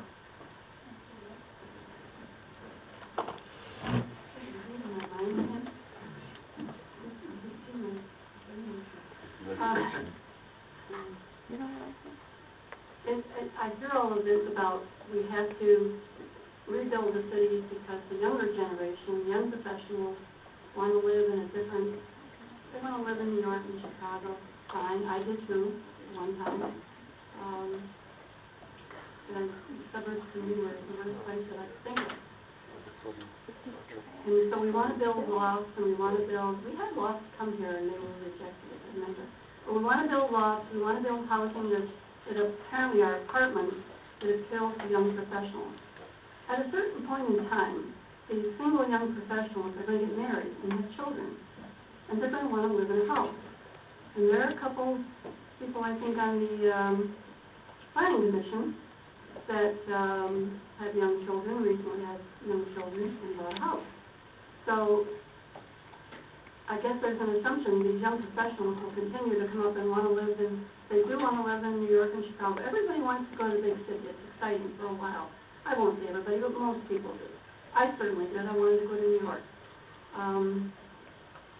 But like I say, when at a certain time, most of these young professionals have been married and have children and want to buy houses. So we have to think that it isn't always going to be, we're catering just to young professionals. People want to live in different types of housing depending on where they are at different stages of life. So that's all for now. The other thing that we've talked about too is parking, and our parking requirements probably are greater than they need to be. That's where the ZBA comes in. But Mr. Lance, you wanted to say something, and then I'm going to open it to the whole floor. I want to get back to... Oh, I'm sorry, Mayor.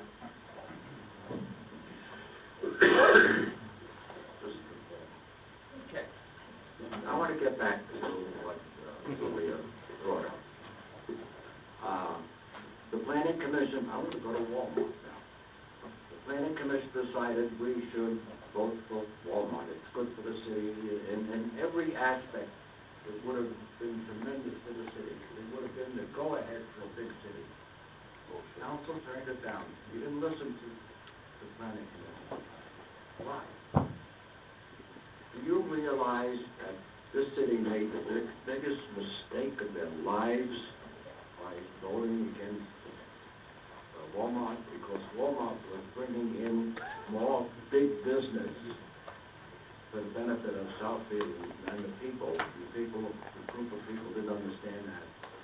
But you can, we have a professional commission here, and I respect them.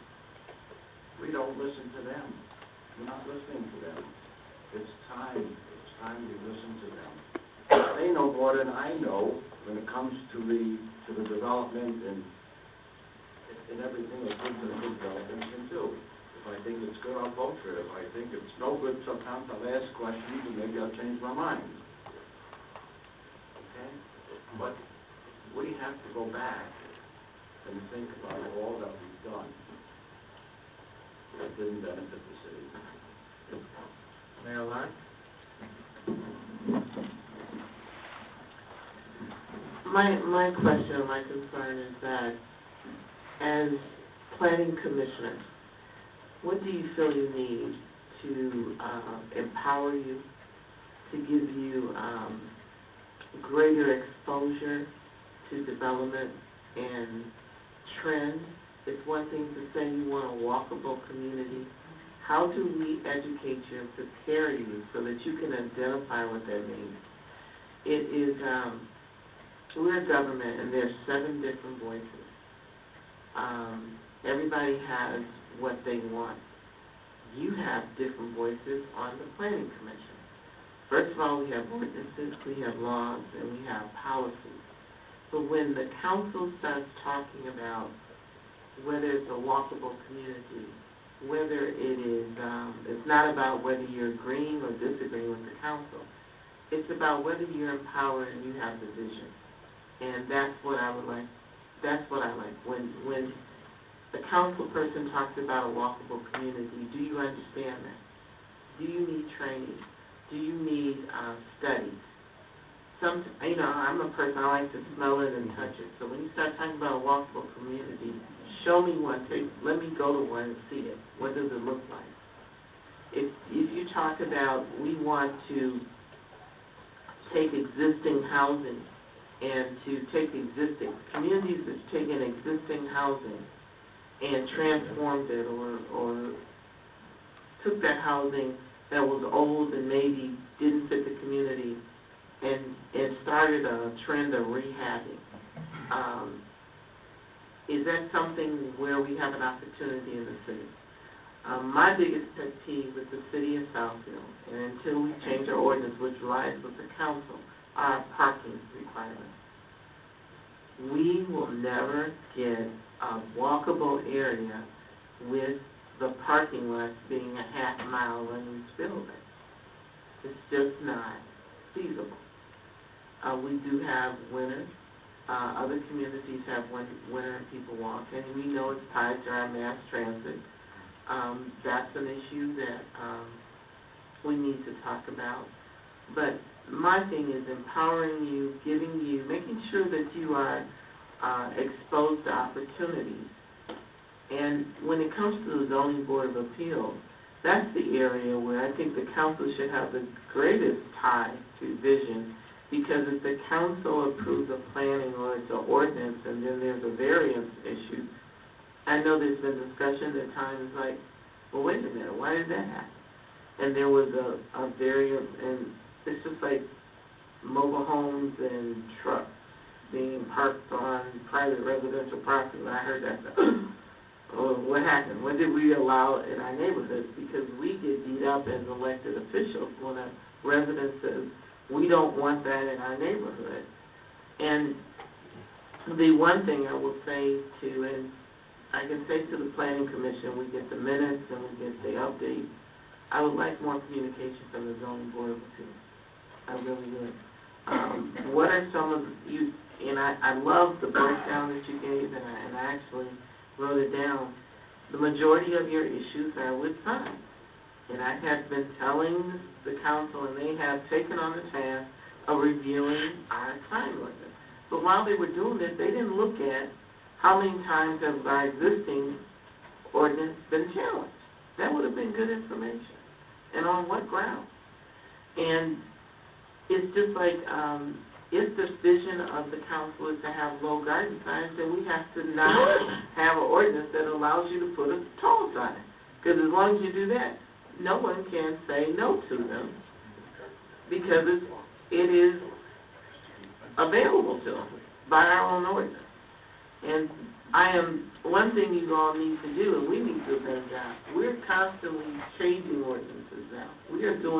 This council has really embraced looking at our signs. You know, we have the wind turbine issue. We also are looking at trash and curb pickup and things like that. And so we need to make sure through our planner that our planning commission, every time the council changes the ordinance, that the planning commission is updated on that. And so the zoning board of appeals, we assume they know, but that may not be the reality.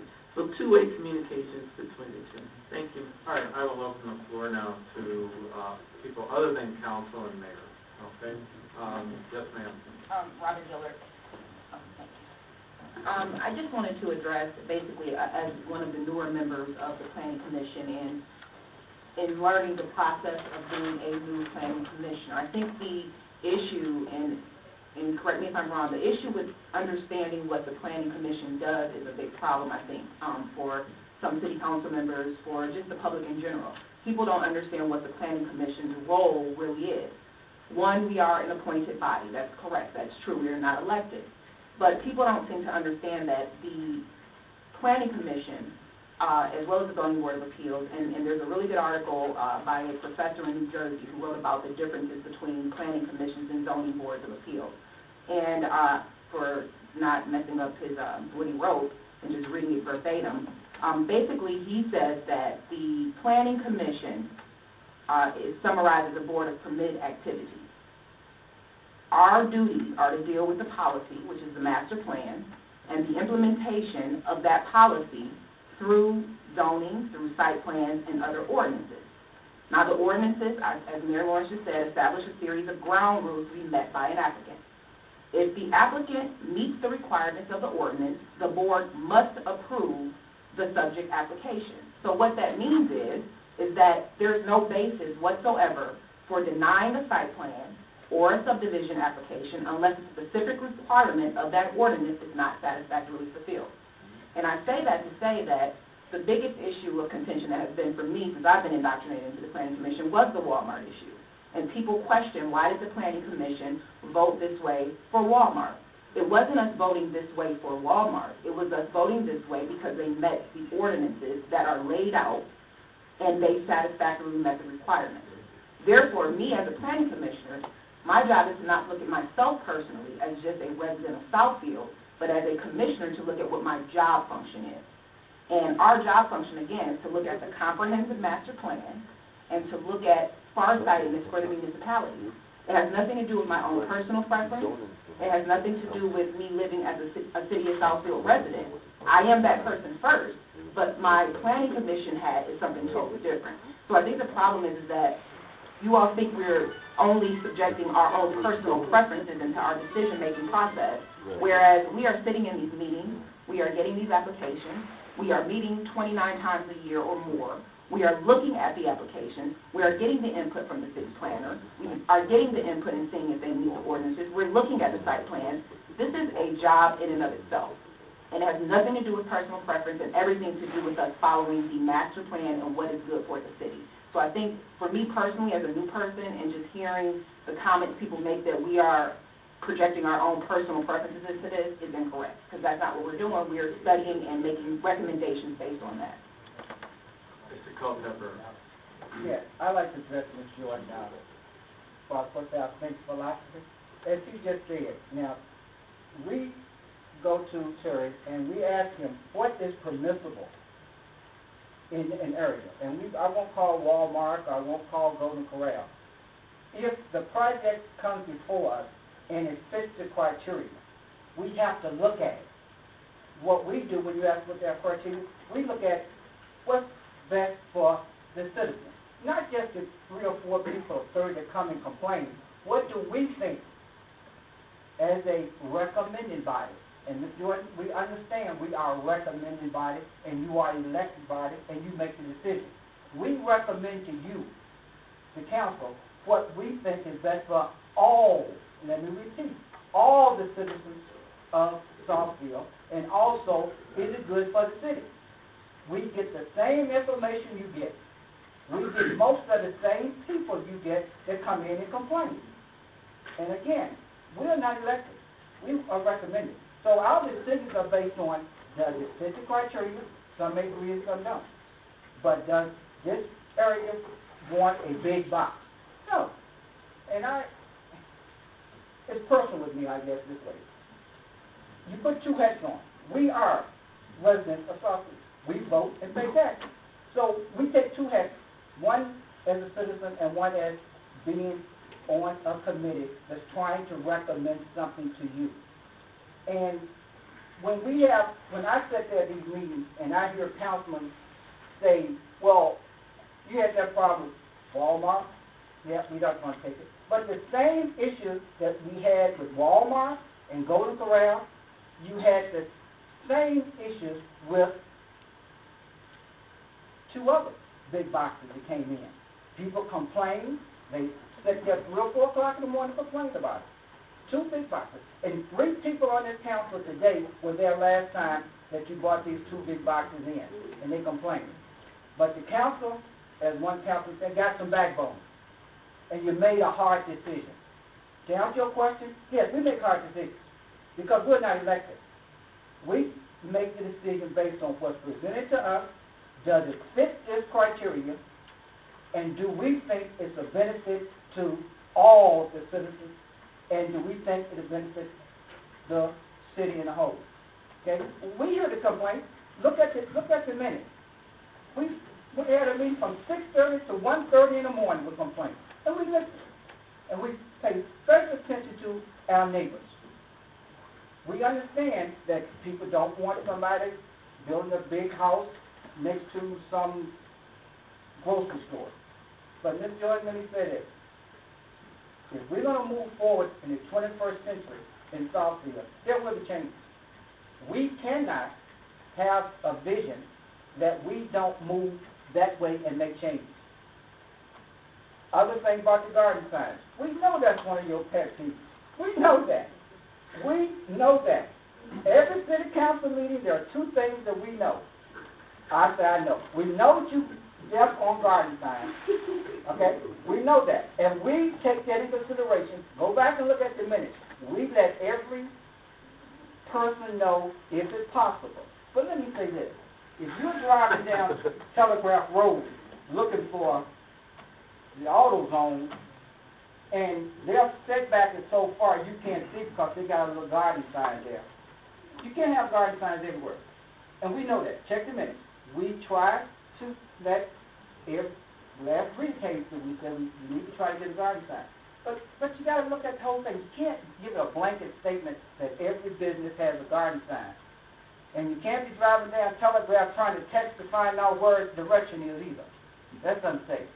So from our point of view, and I'm policy and procedure, I'm not speaking for all of us, but most of us look at it, and we try. As God knows, we spend hours and hours in this meeting talking to the proprietor and the citizens. We listen to the citizens. You know, some got more voice than others, and they're going to complain, talk about any and everything that come up. So that's one thing. But when we get someone to come in, and especially if it butts up against the neighborhood, we listen to those people. We listen, and we try to make sure that if we go favorable or non-favorable, we have the backbone standing up for it, and we got the data, the facts to say why we voted that way. And I've said this numerous times, we do not rubber stamp projects. I'm glad to hear that. Okay, because I've heard it too many times. I have to say I'm glad to hear that. We do not rubber stamp. And if you look at the minutes, you'll see we don't rubber stamp. Okay, and to say that we went to church and said, look, we need a list of what B2 and B3. We want to be on the same page. We do not want to send you a project when we know you're not going to approve it. But we don't have that choice. We don't have that choice. Now, correct me if I'm wrong. Policy procedure says if the planning department gets a project that comes into them that it fits the criteria, he has to bring it forward. If he brings us a project to us, we do a deep dive on favorable, unfavorable. And that don't mean all 7 of 6 of us voted for it.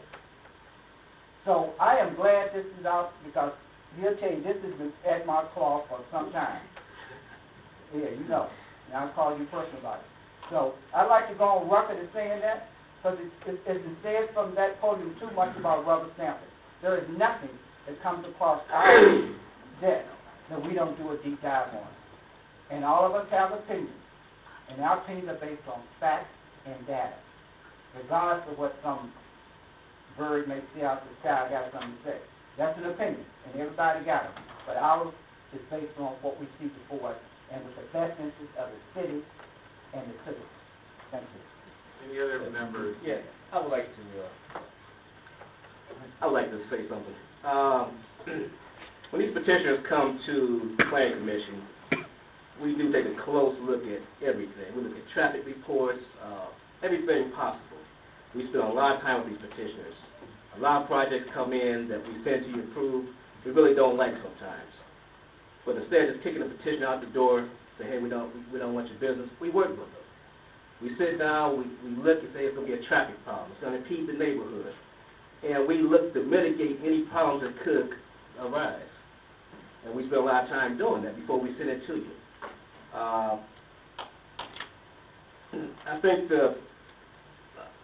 think the council needs to have a little bit more confidence in the Planning Commission. We have a group of professionals here, architects, builders, developers, and this is what we do for a living. You have to look at the business side also. We can't just scare business away from the city of Southfield. We say we want density. We say we want to walk up for a community, but that brings traffic with it sometimes. Maybe we need to look at our traffic, situations, the traffic lights and turn signals, and there's a lot of things we don't have control over. But still, you cannot just turn business away because you don't like the company, you don't like the business. We spend a lot of time making sure that whatever business comes in, that it's going to fit before we send it to you. We have spent hours and hours, and if something's not right, we send it back, they come back again. We have Walmart, I don't know how many times we had them make new plans, new designs. They spend a lot of time trying to do whatever we ask them to do. Any situation that we thought would be bad for the neighborhood, create traffic problems, we mitigated it the best way possible. But if we continue to turn away major business, we're going to have a problem. Because now we get a reputation, and I know this from the building industry, that Southfield is too difficult to do business with. A lot of builders and developers do not even want to come to Southfield. It's a problem. They spend so much time and money and energy trying to get a project through, and they go through a hassle, the hoops with the planning commission, we send them back and forth making changes, and then it gets to the to the council, and it's turned down because, well, it's gonna create too much traffic. You know how So- much Walmart spends to come to us? $740,000. I believe it. And once the word gets out, believe me, that's not gonna continue to happen. They're not gonna wanna come to Southfield, especially if they have to, get zoning changed and go through, the whole process. But I just wanna let you know that the planning commission does spend a lot of time, we don't rubber stamp, and we do what needs to be done. Any other commissioners wish to, Jeremy? I think there's one word we can just reduce white to: momentum. Momentum going forward or momentum going backwards. And I think there's tremendous momentum going backwards lately. If momentum was going forward, something interesting would happen. Someone else would want to be near there, and then there's more momentum. Then that's the cool thing. Now everybody else wants to be there. I think I didn't even think about Walmart as they're good, bad, whatever. I just look at Walmart as they're very smart, they're well-funded, it's just going to happen. It's a foregone conclusion. I was looking forward to the momentum that built. There was, in my mind, 20 projects after that, falling in line. That was the important thing. It wasn't whether you like a blue logo or a red logo or a green logo on the outside of the store. I worked in architecture and development. Nothing has gotten done in the last 6-7 years. There's no momentum. When something is funded, well thought out, well researched, there's a reason big retailers are big. They're very smart. They're very educated. They have all the information that tells them where to go, or where the right places are to go. From all of the common sense things, income, target market, so on and so on. That should be Southfield. There's open space. There's I think a little bit of affordability with the land. It's a no-brainer to want to develop in Southfield, except for that you can't develop in Southfield for the most part. So you have all these things that are positive, but nothing's ever happening. There's no momentum going forward. It's that's one thing with parking. It's such a little stupid thing. I try not to think about it either. Slows Barbecue. I don't know if anyone's been there in Court County, Detroit. Does anyone remember that? 2004. Nothing there. They started doing something interesting. There's no parking at Slows. There's zero. But because it's interesting, people want to be there. Because there's nowhere to park, you have to walk, you have to go around, you interact. Because you have to wait in line to get food, you go next door to that bar, you meet those people, and you interact. Then the coffee shop wants to come in because there's already a spot here. I was, I guess, proud to be a part of the first part of that development for the owner, for his lot. But just like someone saying yes, and someone doing something interesting, starting it, it's pretty amazing what you can do. That's in the city of Detroit. There's nothing next to it, there's nothing around it, but then you go to Midtown and there's momentum and there's interest and there's Wayne State. Well, we've got Lawrence Tech and there's a fair amount of momentum around there now. So that's my simplify it down to common sense, move forward. And I don't think about signs for 1 second either.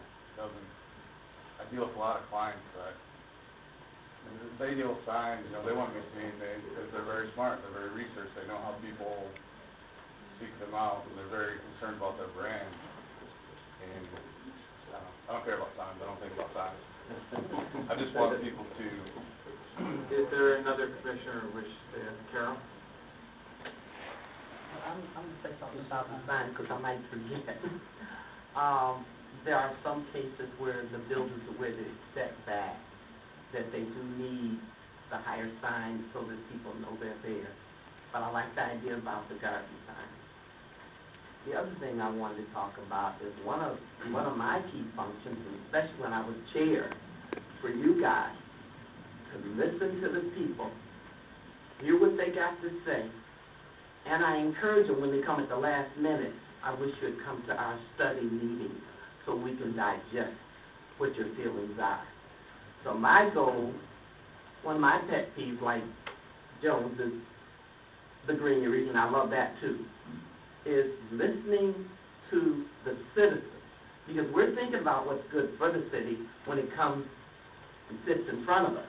And when the neighbors come out and they're talking and the developer is listening to them, I try to get the two of them communicating.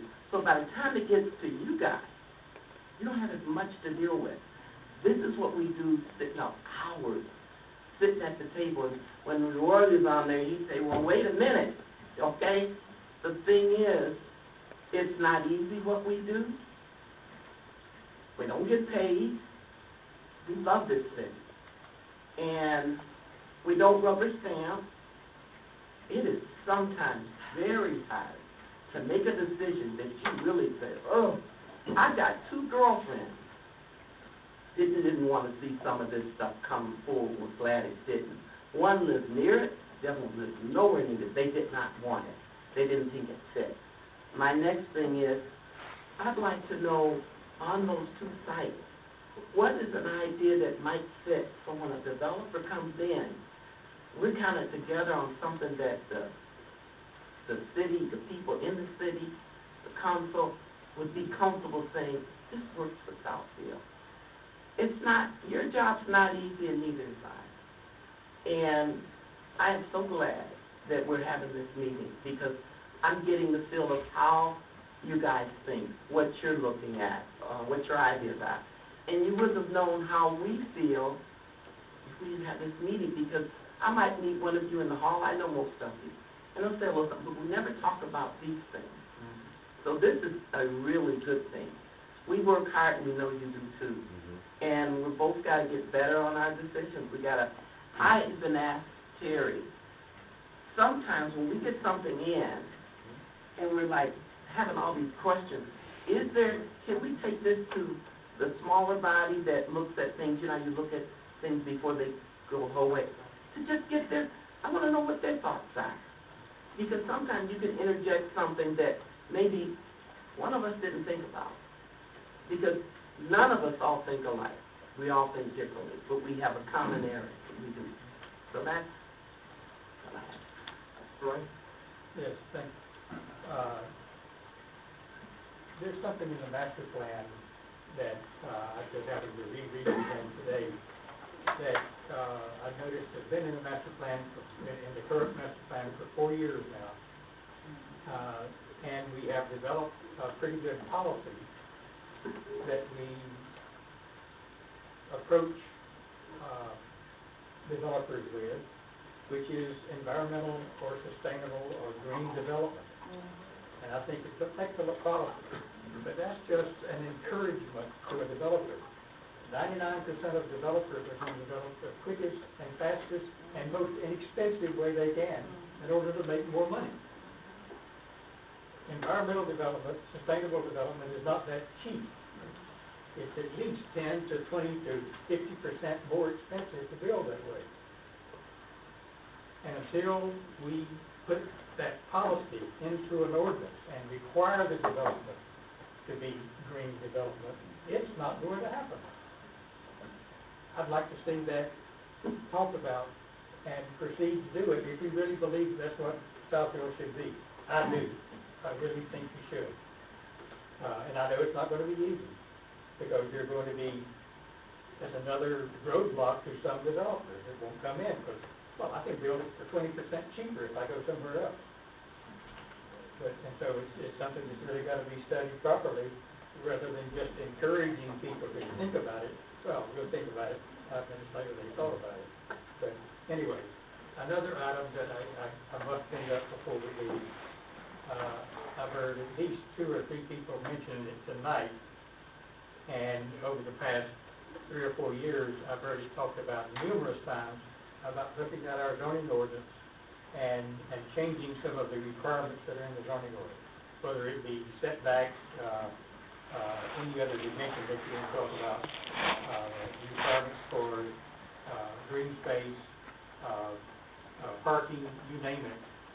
There's requirements in there. And oftentimes, changing the zoning ordinance, you come look at what the ZBA has been giving waivers on, which is a good start. But if that's the only statistic that you look at, is to, well, every time a developer comes in and wants a waiver on this, it goes to the ZBA and it's granted. But if you'll read why we gave that waiver, you'll find that we studied each individual project on its own. We actually go see the site to see what it looks like, to see how the parking is, to see how the stacking spaces are. And we rule on each individual case with good reason for each individual case, not just because, oh, we've been doing it before. And so it's really important before you go changing the requirements to think about that before you just say, well, we obviously don't need that many stacking spaces because we've been giving waivers. And so it's really important to understand the reasons why the waivers have been given. Because we are quite liberal on giving certain types of waivers under certain circumstances. And so I just want to point those things out, that it isn't just the number of waivers that's been granted. Mr. Latham. I'd just like to thank you for this meeting. I think that it's a great idea, and it's a pleasure to meet all of you, for a lot of you the first time. And I think that it would probably be a really good idea if we all want to get on the same page to have more meetings like this. Especially when there are controversial projects that are coming to the city. Because, you know, basically, I agree with everything that was said by the Planning Commission. We do put a lot of long hours and effort in, and the beauty of the panel is that each one of us are individuals. We're chosen specifically for our talents that we bring. We're all looking at different things, but somehow we're all on the same page. Like Ms. Dillard said, you know, we're looking at health, safety, and welfare, and how to protect people, how to keep people safe, what's the best for the city, the residents, you know, and everybody as a whole. Going forward, you know, and how we're going to be a progressive city. What can we do? You know, I met Terry at a planning commission meeting, or actually it was a planning function, it was a holiday party, and we started talking about Southfield. He's like, oh yeah, I'm planning director. And started talking about city of Southfield. I'm like, yeah, I went to Lawrence Tech, you know, and been there for a long time. And started talking about different things, and you know, I'm like, one of the things that we really don't have in Southfield is the downtown area, you know, like your Royal Oaks, your Ferndales. And, you know, we really kind of headed off, talked for probably about an hour and a half, and next thing you know, here I am, you know, 2 years later, and, you know, let's try to make it happen. We have opportunities here, and I think that we need to look at what we have as opportunities, and as a whole, try to figure out what the best solution is. And this is a big project. I know a lot of you have been involved in city center planning. A lot of us have ideas, but I think we all need to get a unified vision of what we want to do, like what Jeremy was saying. Walkable, density, you know, vibrant, exciting place. This is what I think everybody in Southfield would like to have, a space like this. You know, a third place where you can hang out, not only live, work, but also play here as well. So I think that in the future, you know, this is hopefully the first of many meetings that we'll have, because I think that's the only way that we're going to get on the same page. And, you know, even with the signs and the ZBA, you know, we don't really know what our future goal is yet. Garden signs, pylon signs. We have to have a variety for certain cases. Not everything is different. So we look at all those things. We have to be able to be flexible. And with a lot of the things that we're doing, especially with this overlay district, and I mean, we have great opportunity to use these tools to make Southfield a better place. So I think that we should all educate ourselves on what those tools are, how we can use them, and let's use them and get on the same page. You know, because I don't think that we want to go backwards anymore. It's been too long. We missed a few big opportunities. And, you know, I guess we'll see what happens in the future. And I would just like to hear from the council, you know, there's people that voted certain ways, why they voted in one way or the other. Because, I think we're going to save that for another meeting. oh, okay. Are you going to bring it up tonight?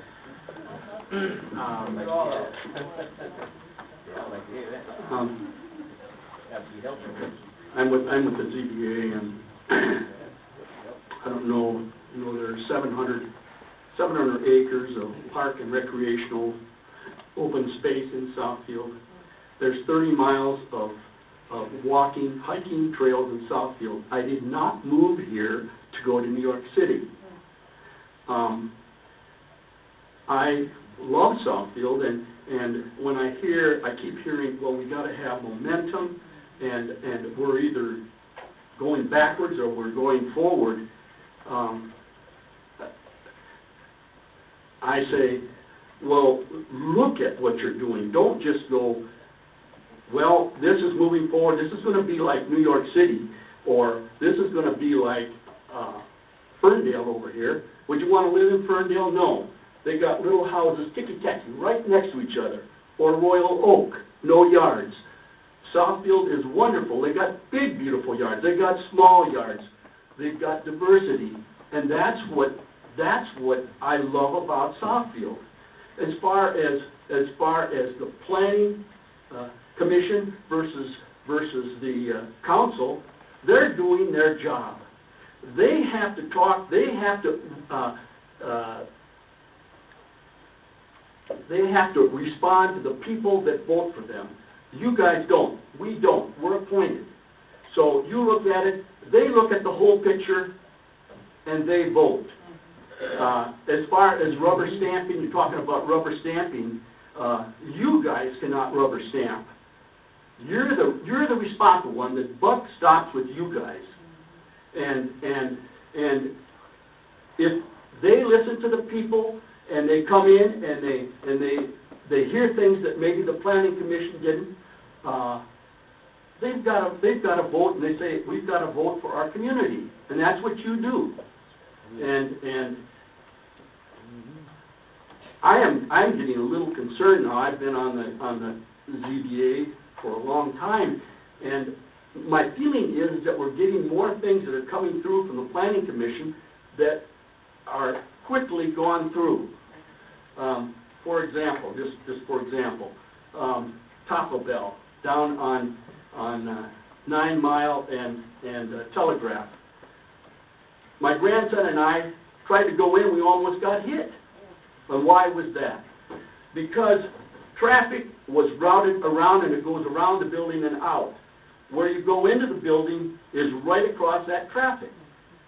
The other night, Panera Bread came in because theirs was the same thing. And so I guess I would ask the planning commission, the planning group, to look at that.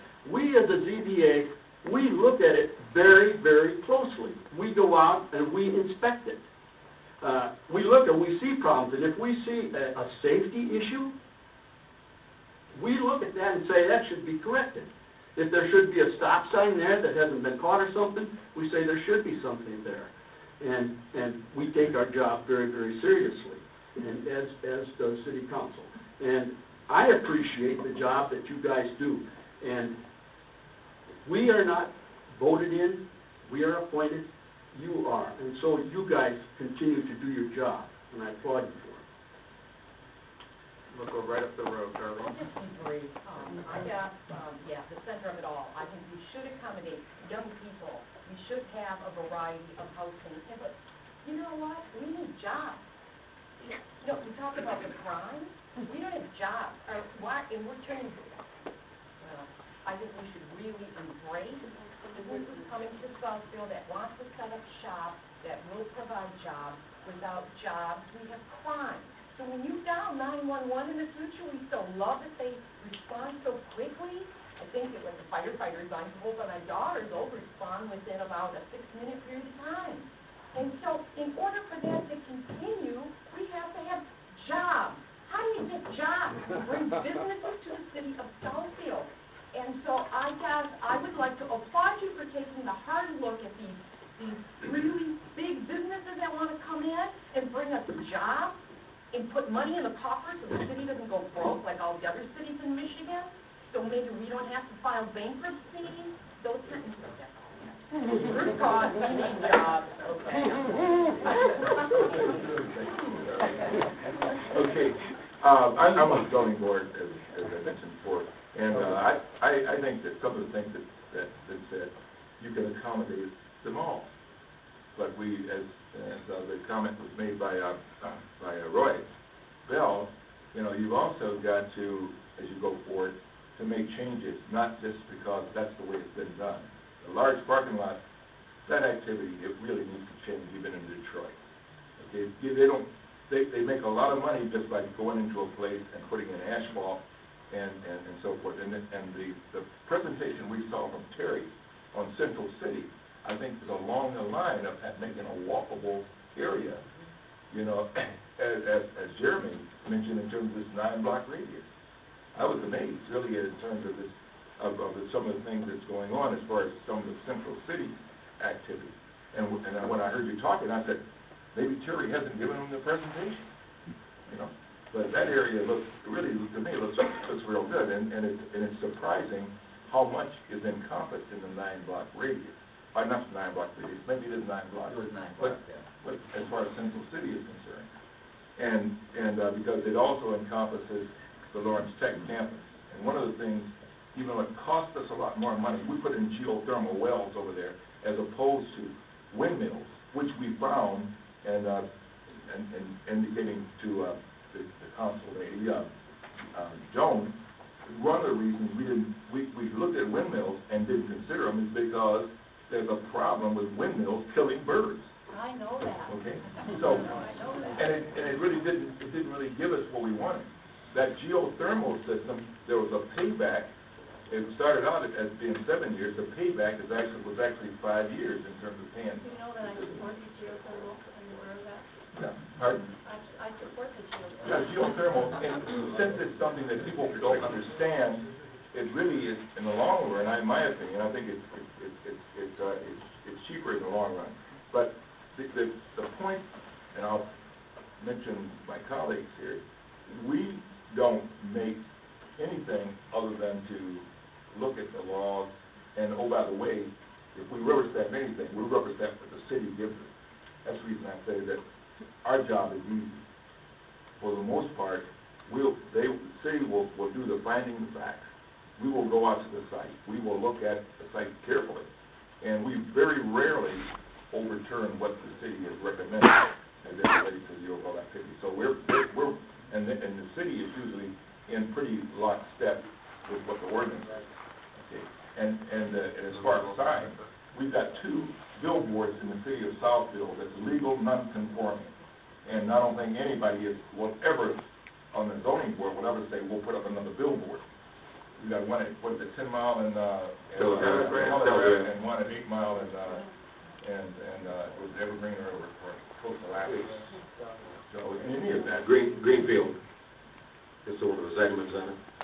But in any event, the overall activity is such that we pretty much keep this thing, like I mentioned before, as a good neighbor board as it relates to ZBA.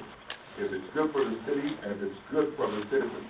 I mean, to me, it's very important when the citizens, when they're standing there saying, we either agree that this is an okay thing to do, and then, by the way, we'll find them, they'll come before the board to say, yes, we agree.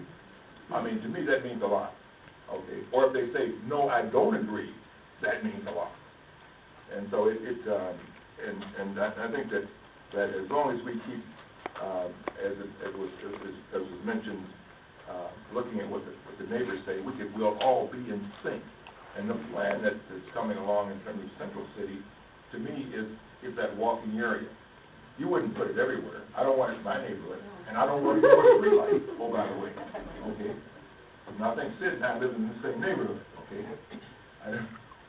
I mean, but some of my neighbors who come from other areas who got streetlights want more streetlights. I don't want any streetlights. Okay, I'm happy with the darkness. Okay? And and one of the, and obviously the thing that we do need to concern ourselves with is the safety. Okay, that's one thing that I think is that everybody is concerned with, and it's usually the elephant in the room. It's the elephant in the room in Detroit, and it's the elephant in the room in most cities. That's all I've got to say. Yeah.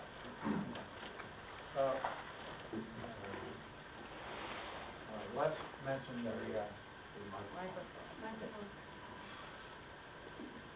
mentioned new development coming in energy codes, and I just want to make everybody aware that the building codes deal with new construction.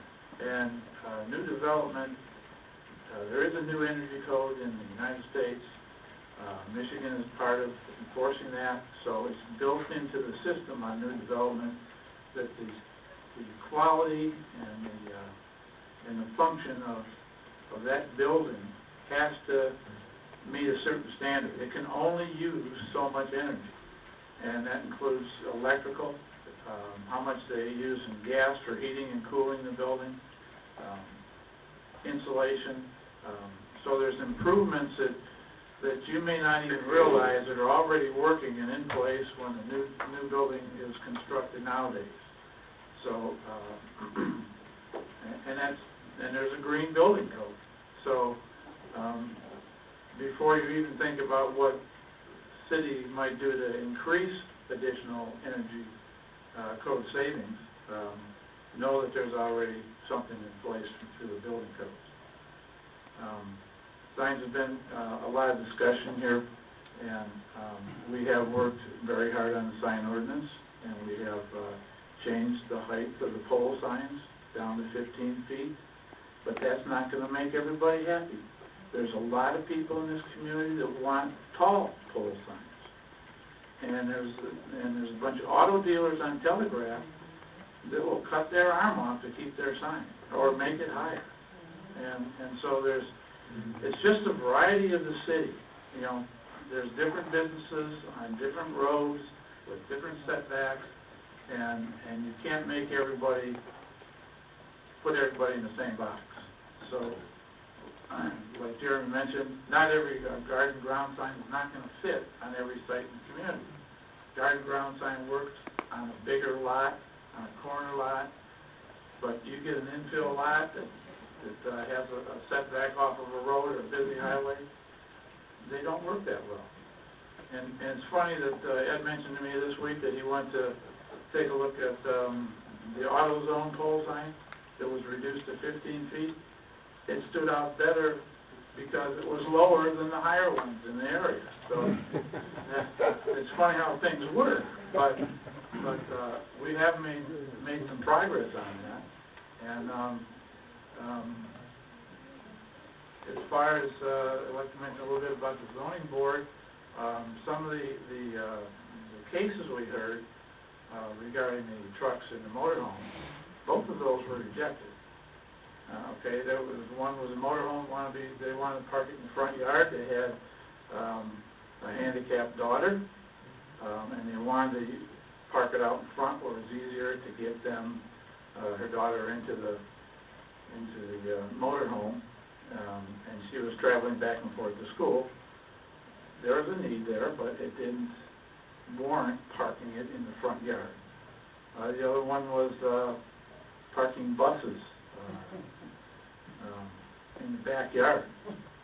Terrible situation. It was a long time. It was permitted under consent agreement. Was that on Third Road? No, Maple. Rouge. Yeah. So that was denied as well. So the neighbors are real happy about that. So just because they come to the board does not mean they get what they want. They take a very close look at all the facts and all the issues. But it's a necessary process.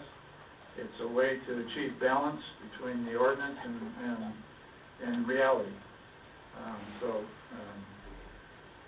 The board is doing an important service, and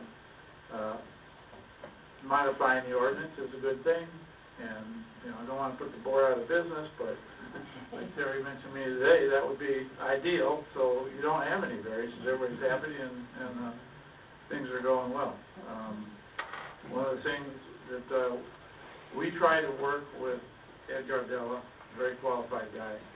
He works with developers and owners all the time, and he helped LTU develop their sign package for their entire campus. Turned out really good. And was going to be working with Walmart. But long before they get to the zoning board, we see them and try to help them out and develop the best sign package for the site and one that will meet the ordinance.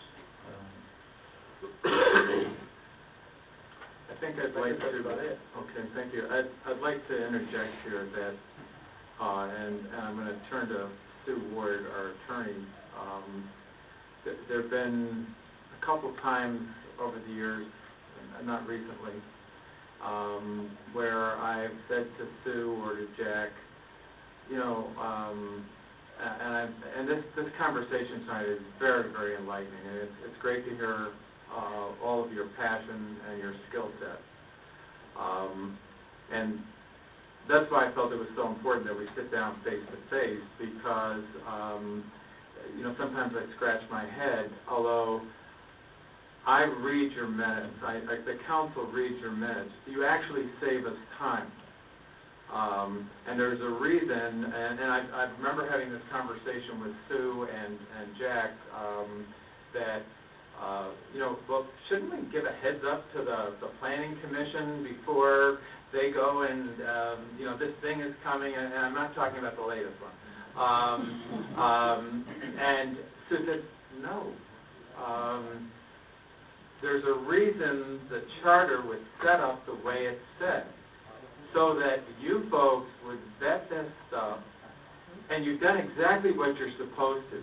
What happens on our end is the political reality. Hello. I don't get upset when we disagree with you.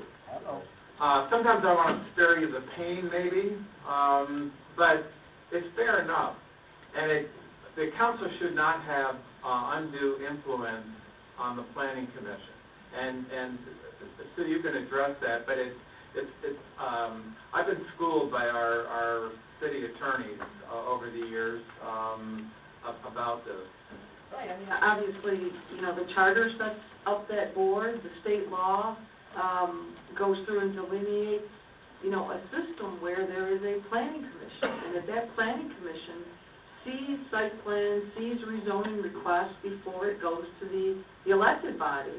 And that's exactly right, so that a group of appointed citizens can look at those items and weigh in and have a public hearing and have people come in front of them and express their views, and then that body recommends. And you're right, when it gets to the council, there could be other considerations that are pertinent rather than what the recommending body develops in terms of a recommendation. So those functions are different. They're both significant. They're both important. And it isn't that they're wrong or you're. It's just that's the way the system is, and it works well together. They work in tandem very well together. I think I need to clarify my position, because what I see is that when it gets to the council and we say no, and then it says that we're not open for business, so it's like a developer has wasted X amount of dollars. When we're saying no and these guys are saying yes. So I understand that there's two separate bodies, but again, that's the case in any development in the state of Michigan. And then you take a case like Monday night where we approved Telnet, which is a fabulous $31 million or $37 million development with very high-paying jobs. average salary is going to be $67,000. We're not closed to business, and I know that Ms. Seymour says this to me, and says it to all of us quite frequently. We don't always have to take the first thing that comes along. And sometimes, our job is that we're in a different arena. Although you get the citizen feedback, we've got other things to weigh, and honestly, there have been times over the years where I voted for something that came along and I regret it. Like that box down at Mount Vernon, that Staples building. I hate that building. It came to council, Nick Bandit told us it was a good thing, and so these things happen. I mean, I do have a few regrets in my 12 years, yeah, absolutely. Yeah. A couple of things. I guess I'll address the Walmart situation first. There seems to be, I get a sense that when people talk about we have to make the political decision that we're voting based on we think somebody might vote us out of office if we go against them. I've never done that, and I don't think this council did this in the case of Walmart. I'm here to serve the people. The people that live here are more important than the businesses that want to come here. And if a project negatively impacts a neighborhood, I'm going to support the neighborhood. I'm definitely going to support the neighborhood. If I think a project is good for the neighborhood and they don't like it, I will do my best to try to explain that to them. But usually they already know. Golden Corral was one example. The neighborhood was so upset, and there were very good reasons to turn it down. Well, in my opinion, there was, and I would do it again. In terms of Walmart, it was not the right project for that place. And I know the people, I said at the meeting, the fact that the people had all these different objections to the way Walmart does business, how they treat employees, that had nothing to do with it. It was a land use issue. And I will stick by that. The citizens, the people of the neighborhoods come first for me, and always will. We've done a few things that, I did say to Nick Van all the time, don't take the first thing that comes along, wait for the right thing, especially if it's something big. You've got to have the right thing. I'm not here to, I don't care if I get elected the next time. I mean, I really don't. If I'm not doing my job and the people want somebody else, that's fine with me. I've got plenty of things I can do. This takes a lot of my time. But as long as I'm here, the neighborhoods and the people that live here are going to come before anybody else. Now, one other thing I want to add, when I hear the ZBA people say that they go out and look at sites before they make decisions, everyone should have to do that. I do it. I think a lot of council people do it. I don't know about the planning commission. I know previous ones did. But if you don't go out and look at the site, really look at it and study the plans, not just the paper, you don't always understand the situation. Yes, we do. I'm just saying, I hope everybody does. You single out one person, you do it free, that we do. If you want to take pictures on it, we'll do it. So let's not single out anybody. Let's do it around the board. I didn't single out anybody. Okay. I've got a list now. I've really worked up a list. And the only person that hasn't spoken this evening is Ms. Taylor. So I'm going to start with her, and then we're going to go to the mayor, then Mr. Zorn, who hasn't spoken either, and then we've got Sid, Roy, and Jeremy. All right. Oh, and Terry. Okay. So, Lenny. Okay, thank you. First of all, I want to say thank you very much for this meeting. I have made lots of notes, and by being the newest person on the Planning Commission, I have to say that everything that my colleagues have said is true. And yes, we do go to the sites and look at them, take pictures if we need to. We discuss them several times. We meet 3 to 4 times a month, which I found very interesting. We do not rubber stamp anything. Everybody is an individual with individual thoughts, we bring that to everyone's attention, and we try to discuss it. We have adult discussions where we respect everybody's opinion, and we listen, and sometimes we hear things we didn't hear before. The things that was said to me is that we do have to follow the master plan and the ordinances. But what was missing for me was what you all wanted and what you expected or even felt our purpose was for you. Are we just recommending, or do you want us to, whatever you wanted, what was your interest? And that was what was given to me tonight. In addition to that, I was told that any questions or anything that I have a whole staff at my disposal. I can ask those questions. If I'm not clear on a piece that's in the master plan, I have people that I can go to and ask. One of the things that the mayor said is that what kinds of things can they offer? That was given to me. They said if there's something you need to study, if we hear of a class, if there's something that is available, here, take advantage of it. The Planning Commission works very hard to not only educate us as the commission, the whole planning team or department works with us so that we have what we need to do the things that we need to do. What was missing was what the council wanted from us, because honestly, when we came, since I've been on the Planning Commission, there was or seems to be a lack of respect of the knowledge that's on that Planning Commission. There's a lot of knowledge there, and for some reason, that knowledge does not seem to be respected from the council, at least from what I see, and from what I've been told, and from what I'm hearing from some people. Honestly, you have a great Planning Commission, and we work very, very hard. We are all volunteers, and we take everything we do very seriously. We work at it as if it's our day job. We do not short step. We don't make excuses. We do what we have to do. We meet when we have to meet. We have the hard discussions. We do put the community first. We do put the people first, but we also make recommendations based on the guidelines that we have and the things that we're supposed to use to come up with a recommendation for council.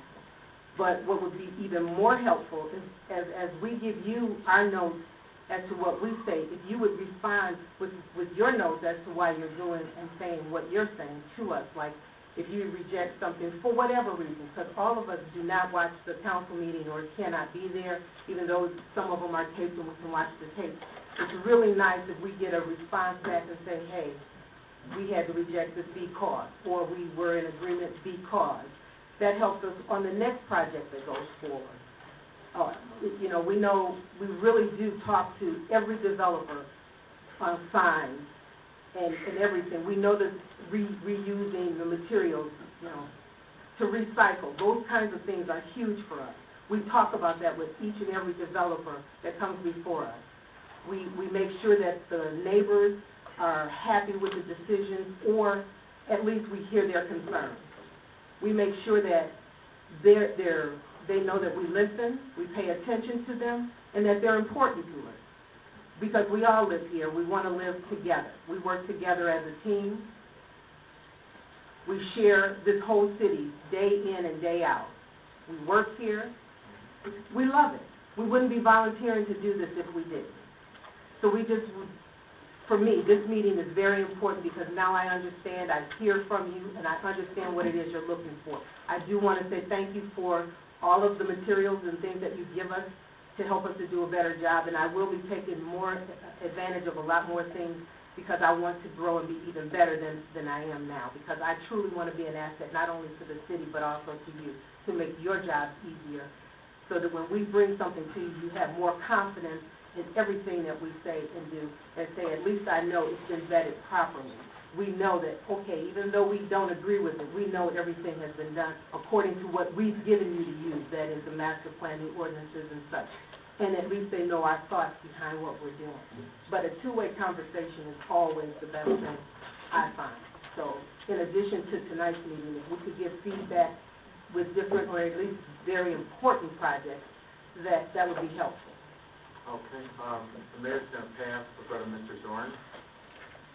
Just, listening to a lot of the comments, I want to just focus, as there were earlier some comments about jobs, and I really think that's the heart of what we're talking about, getting people back to work. The city's tax base was $3.6 billion at December 31, 2008. We're down to about $2.1 billion. Tremendous loss in tax base. You know, why not dare to grow our population again? We were growing our population. At 26 plus square mile, 26.2 square miles, it can be a lot of things to a lot of different people. And this is what I like about the overlay development district. The three areas, the city center, the ZBA, and the telegraph area, we've said we will vertically integrate those areas. We'll pursue public policy that will allow us to have a more dense urban-like environment without disrupting the unique character of our single-family neighborhoods, which are the homes on 6 acres or 2 acres and 1 acre, or the homes in the Melrose area, the 50-foot lots and older in character. So we have a lot of opportunity without disrupting that character.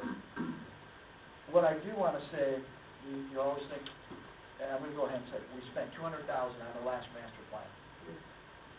We did not use a lot of the technology that was available to the city. Most of the maps that the consultants created were not done in-house at a period when the city's GIS department could have done it. We could have been smarter and thought a little bit harder.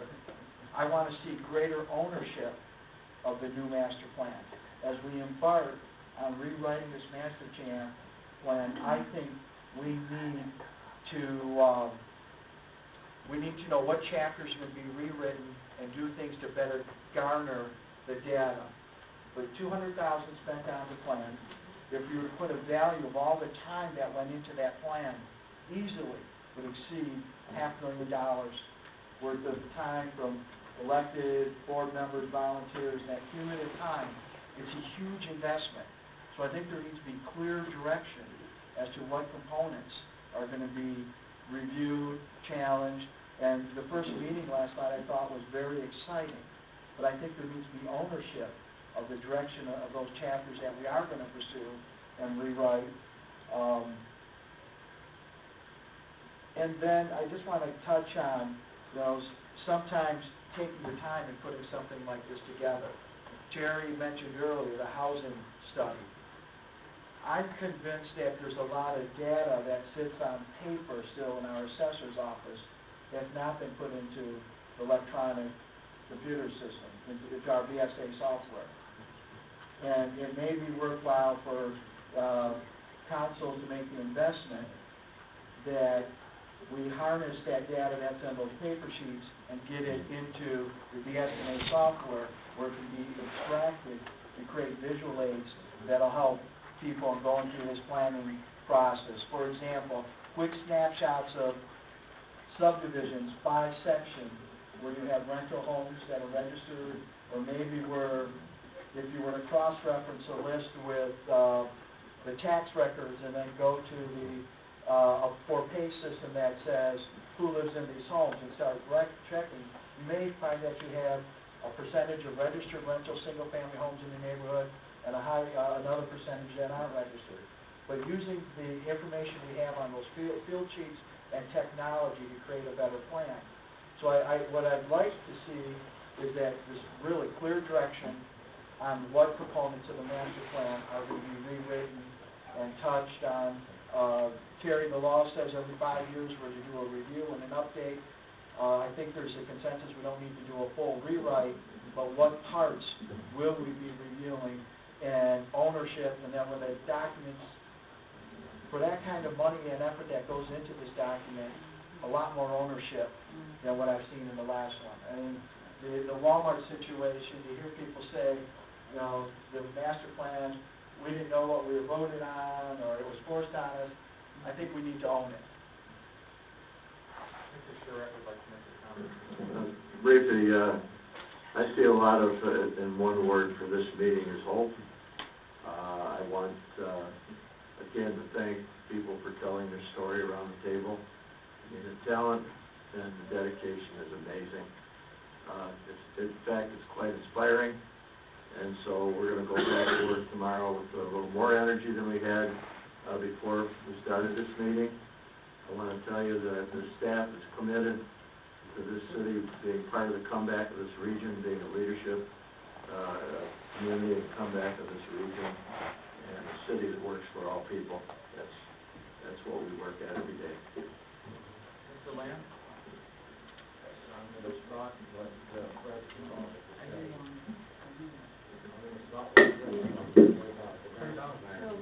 It is on, low bottom.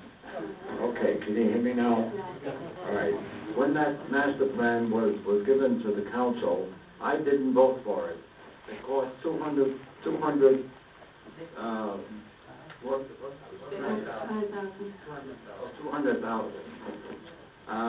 The master plan presented to us was a flawed plan. This company went to the library and put down all the data that it can gather, which we could have done without spending $200,000. And I proved it, because we're always correcting for the plan. The plan is flawed. Now, Joan said she's for the people. Well, I'm for the people also. Longer than Joan. I'm for the city. I'm for the police. I'm for the firemen. I'm for everybody, and I have proved it. My reputation is not. But by turning down big business, and they turned down big business mistakenly, I believe they didn't look. All right. Walmart had a survey and presented us with a survey of 10,000 approval signatures. Council ignored that. I don't even think they even looked at it. Now, I agree the presentation was flawed from Walmart. It wasn't good enough. But they should have been smarter and realized that, first of all, this Walmart was not a big box. It was spread out, gorgeous. It was a gorgeous rendition. Don't shake your head. I say yes, and the rendition showed it. We made a big mistake here. We made the biggest mistake that we made. Now, we also give away tax abatements. And for years I've been saying that that's flawed too. The corporations come here and promise us jobs, jobs, jobs. They never fulfill them. Never. Here, Walmart was going to give us 300 jobs. Didn't mean a thing. Well, I can go on telling you that everything seems to be flawed here. I'm the only one objecting. So maybe I'm wrong, but I'm not wrong. I'm right. I'm right. I was once told that they're not voting for what I say because I'm always right. Well, the record proves it. I'm not going to argue tonight. There are many things I can tell you why they turned it down. Mr. Bell. Yes, thank you. Earlier, and I actually wanted to talk, we were talking about, it had been mentioned about the excessive amount of money that many developers spend initiating a plan, going to the planning commission, planning department, planning commission, and then before it ever gets to the city council, they spent $500,000 or whatever. Even if it's only $10,000, to me, that's still a lot of money, and you haven't even got anything approved.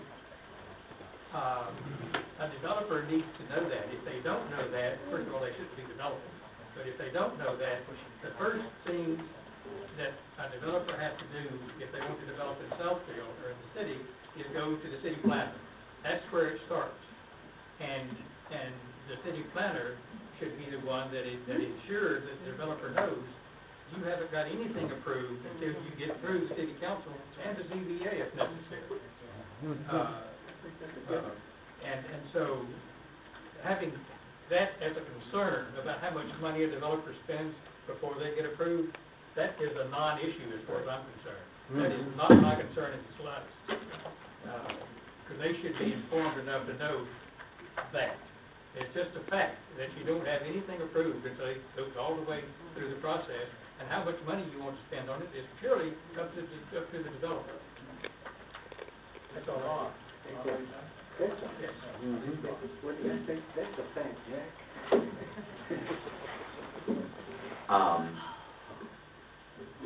From what I'm listening to from the planning commissioners, I think there's a perception that this council has a lack of value for the planning commission, that we have a lack of respect for your decisions, or we see a lack of value for you as an entity. And you can correct me if I'm wrong, that's just the perception from some of the discussion. And it really, for me personally, and I do think I speak on behalf of my colleagues, it couldn't be further from the truth. And, you know, at that meeting, if we're going to go back to Walmart, not one of us said, planning commission doesn't know what they're doing. Not one of us said what the planning commission is coming from somewhere else. You know, how dare they vote for this plan moving forward? In fact, that's, I think, when it got to us, which was what the struggle was. We understood your role. I think we understood your role. We understood the decision that you came to. But we're also a body of 7 thinking people, residents of this city as well, who we live with the consequences of our decisions as well. And we came to a different conclusion. I think you guys were 5-1, we were 5-1. So if you listen to the meeting, if you watch the meeting, there wasn't this angst against the Planning Commission and the conclusion that you came to. And that's what is so important, that there's no lack of value. We don't have a lack of value for you. We diligently read the minutes. We diligently listen to what you have to say. We just happen to have reached a different conclusion. It was a hard decision because this is one of the first things that we voted on where I saw both sides of the issue. And really had to weigh, you know, what myself as a councilman, myself as a resident of the city, what was the right decision? Because there are merits for voting for it and there are merits for voting against it. So I think I speak on behalf of all of us in that there's no, well, besides Sid, it's not a lack of value for your opinion. It's not it's not a disrespect to the work that you put into it. We know you worked hard on it. You had it before us, and then probably saw it through the process, as well as we did. But now that I'm concluding my thought on Walmart, we got to get past it. I don't know if this is because it's the first meeting between the bodies that since the Walmart issue has happened, but you know, we cannot spend the energy and time relitigating it over and over and over again. And I don't just mean in this room tonight, but we're still in different conversations talking about Walmart. If we don't get past it, it was voted down, it's over as a project, we're not going to be able to move forward. We have to leave the feelings, the emotion of one body against another in this room, and when we walk out, it's over and it's done with. Because we're not going to be able to get past it unless we do that. Just a clarification, too, about some comments were mentioned about how, you know, we move to Southfield for a vibrant downtown, or we don't want to live in New York City. I think that's what the benefit of the city center district is. I don't think it disrupts the serenity of our neighborhoods. It actually kind of centralizes that activity so that we can have a diverse housing stock without, going to a neighborhood and saying, guess what, tomorrow you're going to be a downtown. It's a centralized area that I think, you know, if you're a homeowner in that area, you know it's a bustling area of activity anyways. So I don't think it's going to disrupt the quality of life for someone who doesn't necessarily want that type of activity, because I don't think that they're plotted in that area anyways.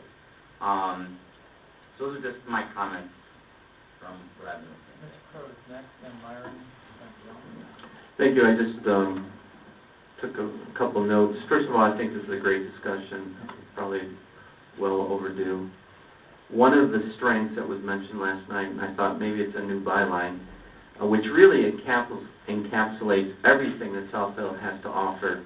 Someone said that we are horses to high-rises, and I thought that's the balance between having the large lot homes in the wooded area in the southwest part of the city, where you have Carpenter Lake, you have the green space, the woods, the deer, horse farms. And then having the ability to come to the city center and park your car or ride your bike there, hopefully, and be able to walk to restaurants, to stores, to nightlife, and everything in between. And I think that's what we have to offer. You know, with regard to some of the discussion about roles and responsibilities, you know, when Jeff and I first meet with, the first time they come in, our role has to be professional, and we cannot be arbitrary or capricious and try to second guess ultimately what the majority of the council is going to vote on. We can share caution, we can share concerns, but it's not our decision when people come in the door to say, we don't want you, or that's not going to fly. Due process, and I always think about due process, it gets back to what Sue said. Planning Commission's role is based on state law, on city charter, and ultimately what the regulations of the city are, and specifically the zoning ordinance. And I agree with Mr. Moss. They're not competing. They're not competing missions. I kind of think about the statute of law, and it's got blinder on, and it's trying to weigh. I think partly why Planning Commission are not elected is to take the politics out of it, so that we make our decision based on the facts and the findings. And our job is to vet those developments through, so that council can ultimately make an informed decision. And we can agree to disagree, and we can have a different look at things. But our role is to make sure that it's the best possible project before it gets to you. And that if the council agrees with our stance, then the conditions and everything make the development a better development for both the residents and the business community. And I agree that ultimately, to have a shared vision, this master plan process, which all things that we do, it's a policy guide, it's a blueprint, but by state law we have to make our decisions based on that policy guide. And by working together, we can create ownership, we can build consensus, and we can have the same vision. And I think that's what possibly was lacking the last time this thing was done. And we're going to save you $200,000 this time. So those are my comments. Yeah, I'm going to repeat one of the things I said when I talked before, and that is, when Southfield was built, it was not, there were no errors in the way it was built, because it was built for the times. The times have changed, and we need to change along with the times and meet our current and future residents and businesses where they're going to be. And one of the things that I would like to take away from this meeting tonight is, and I thought we were going to talk more about it, is how do we shorten the time frame from the beginning to the end? Because time is money for a developer. And I know I've heard over the years the building department and the inspectors are really hard to work with, and I've heard complaints from developers. And let me tell you one thing. For the past several months, I've been doing some serious remodeling in my home. And I've had inspectors come out and inspect the work that the contractors have been doing. And let me tell you, the inspectors are working for the resident. They are not working for the contractor. And I had some rough plumbing done.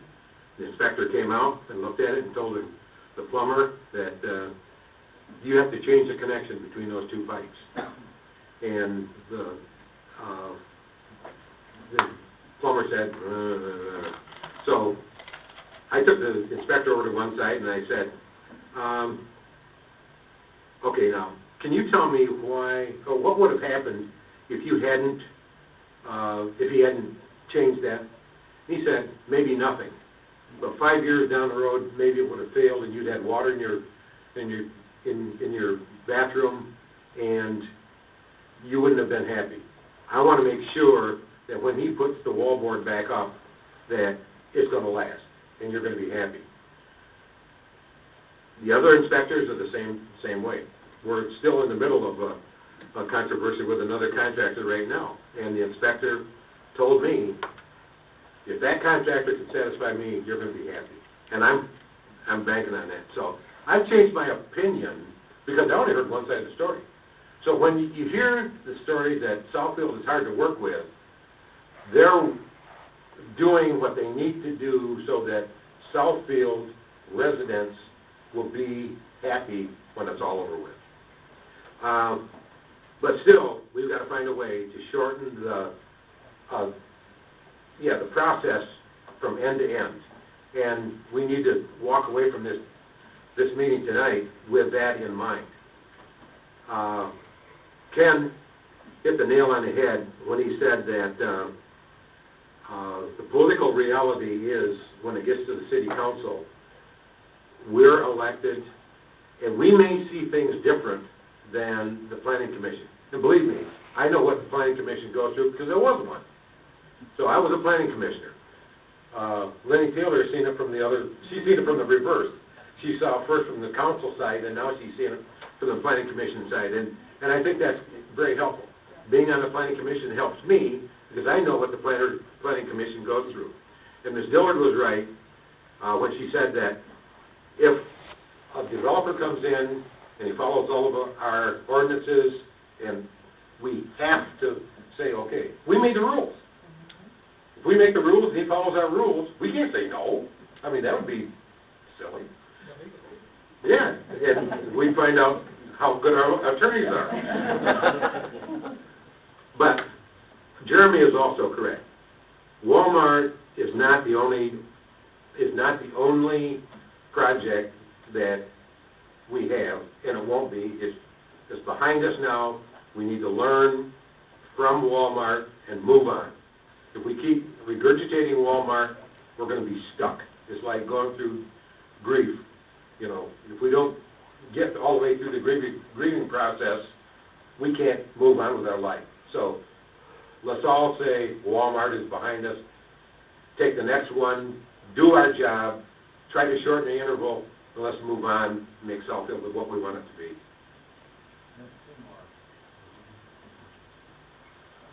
Thank you. I just want a clarification of something. I heard and I don't know which one, somebody on the planning commission say, a couple persons ago, that we have to follow the master plan. And the master plan is clearly a guide. It's not a mandate. We've all been operating on our side that the master plan is a guide, not a mandate. And every 5 years, we need to update it and amend it. We're not going to create a new master plan, but we probably have to fine-tune it. So if there's the assumption on anybody's part that if we have to follow the master plan, I don't believe that that's accurate.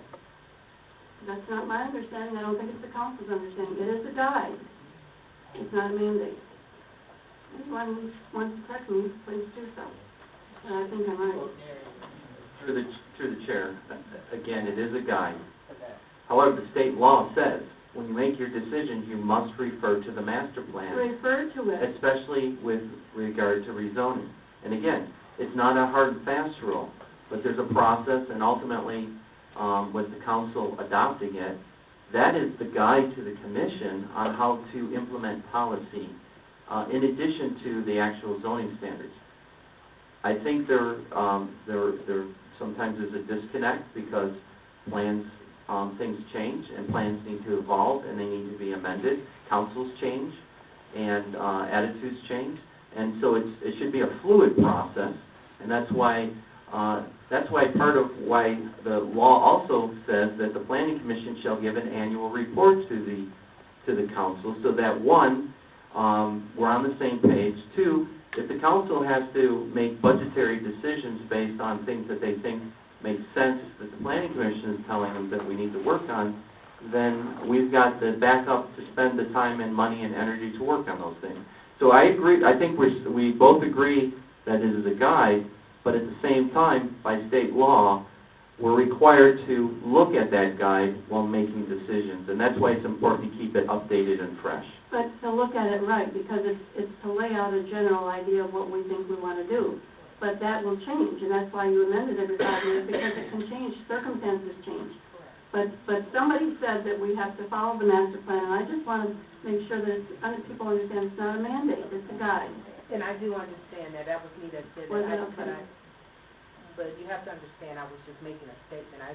Not that it's carved in stone. We use it as a guide, and I didn't add that to my sentence. I didn't remember that you made it one. Oh, no, that's okay. I want to make sure people understand, because... And you're correct. Yeah. You're correct, and we do. It's a guide. Yeah. I just want to thank everyone for their comments. I think we're repeating ourselves now, but it is important that the role that each of us play is laid out by state standards. There has to be mutual respect. Mr. Frazier, after I make my comment, I will let Walmart go. However, decisions are made on, and I am so impressed by the members of the Planning Commission and the Zoning Board. It's refreshing to know that appointments are made to such committed people, and to hear you speak independently has been very impressive. And if they didn't have respect before you spoke, we must have it now, because I've been very impressed. But we as a city, there's consequences for all the decisions we make. And when we as a city, because regardless of what happened, the decision was made. There is a consequence for businesses when they go through the process and they don't feel welcome, and businesses are turned away. They do talk. I always give the example of Golden Corral. We cry we want more restaurants, but we'll turn away the top restaurant chains and the top retail chains. We as a city turn them away. Yes, you will get something else. Yes, there will be other opportunities. However, there's a time in history and opportunity that you get, and there are consequences for your decision. But one thing I do want to be very clear on is that we as a city are competitive with other communities. And when it takes a long time, it takes more money, it takes a longer process, and it takes more money to do business in the city of Southfield, it should be a concern of all of us. Because that is evaluated in the boards and commissions, if you're in the industry, those factors are evaluated. And we are located close to so many other cities that are competitive with us that they can develop in. So we need to be efficient, we need to be business friendly, and we do have to uphold the rules and the laws and our ordinances. I'm absolutely passionate about that. But I've challenged, when I talk to other cities, when I talk to business people, and this is the other thing I want to say before I let it go about Walmart. We talked about the residents didn't want it. That is not a factual statement, because there were a number of residents that did want it. To say that the residents didn't want it, and that is not a true factor. There were residents who still today walk up to me and say, "Why didn't you vote for it?" I said, "You weren't there to talk." I thought it would have happened. So please, when we make that statement, that is not a factual one. But we have to be a city that the professionalism that we're talking about has to be displayed with our planning department, our planning commission, our city council, and with our zoning board of appeals, and that's the process. And we're going to have to make sure that if we have to, as Mr. Bell said, I'm not saying that you just rush them through so they can save money. My objective is not to save them money, but my objective is to get development in this city. And that when someone talks about the best place to do business, the city of Southfield's name rises to the top. We have staff that go out every day trying to recruit people to come in this city. And I've had business people ask me, what is happening in Southfield? Why did you turn away that development? What was your reason? I'm an ambassador for the city. I said decision was made, like, let's move on. Come on to our city, we'll treat you good. So it is incumbent upon us as a city, and those of us sitting at this table who are passionate and involved, to make sure that we're efficient.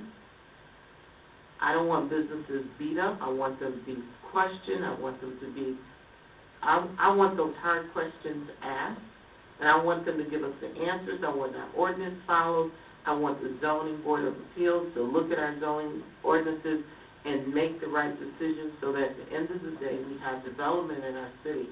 And they're not always going to be happy. Like Mr. Frazier said, there's times a business person calling Terry knows. He and I are always talking and debating. And there's times Terry will tell me no. They cannot do that. It does not meet the code, and they're going to have to fix it. And I have to stand next to Terry and say, sorry, you can't get your way. You have to fix it. So I just want to say that, and then I'm done. And to Mr. Frazier, I'll let it go. We have two more people who'd like to speak, and then it's about 10:30, so I'm thinking we might want to wrap this up. So, Ms. People?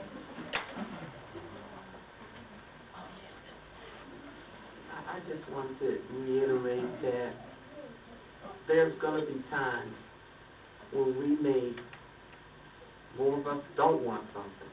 It comes to you guys. You might see it differently. Go for it. I was very ill. I didn't get a chance to vote on Walmart. But like I said, I had friends, and they can influence me. What influences me is the city's needs and the residents. And I'm working with what I got. And it's one of the things I ask, I don't know who I ask, but sometimes when a developer comes in with an idea, something they want to do, I don't see anything wrong with an informal, sit down with several of you, get your feel on it, and the neighbors, the people. If we can kind of embrace them, involve. I know we've had round tables, things like that, but I'm talking on a development, having a round table, having the residents come in and voice before all that money is spent. I am a developer, and I'm concerned about spending money when it can't go anywhere. And I think it's nothing wrong with that, just the general approach.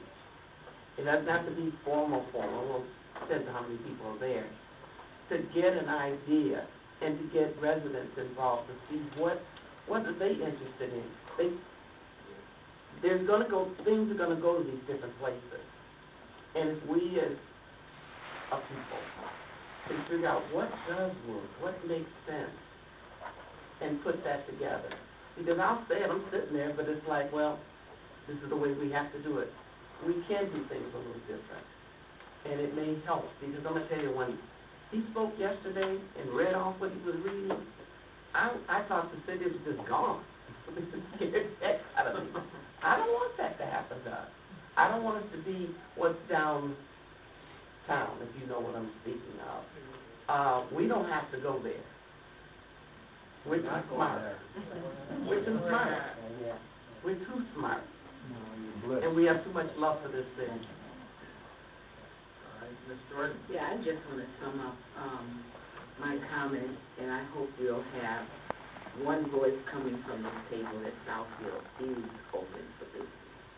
Because the concerns and the comments that were made following the Walmart and with the restaurant, Golden Corral, Southfield not open for business.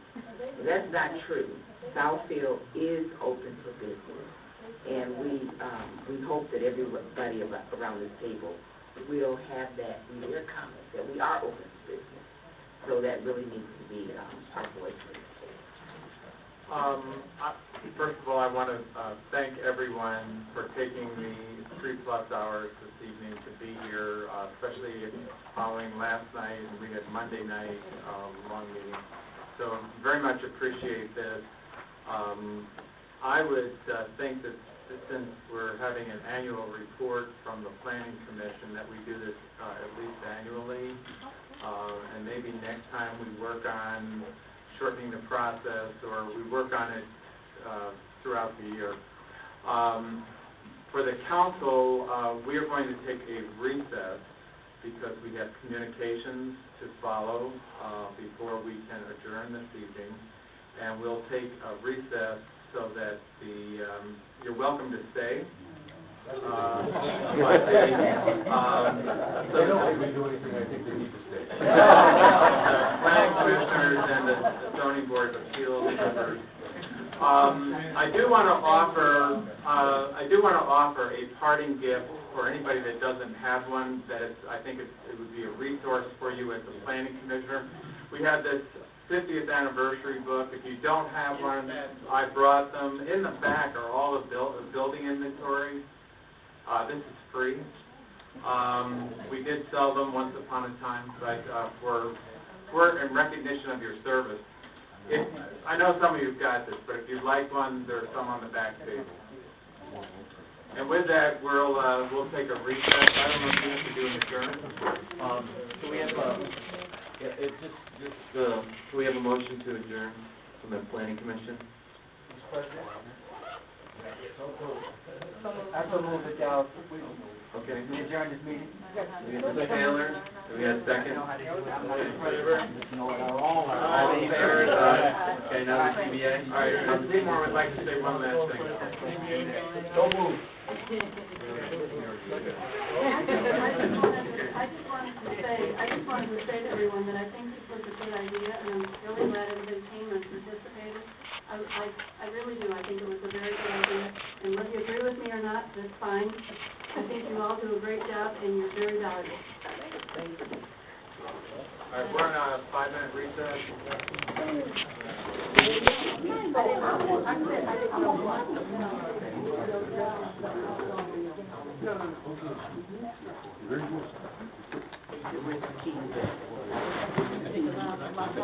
Everything I wrote in my speech, I'm talking about. Please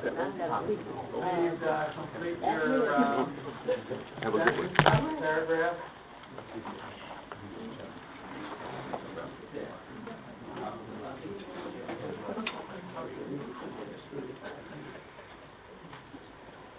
All right, council, we're back in session. 1, 2, 3. Mr. Lance left, I guess. Okay. We have communications. Let the record show that Gerard Mullen is not in attendance.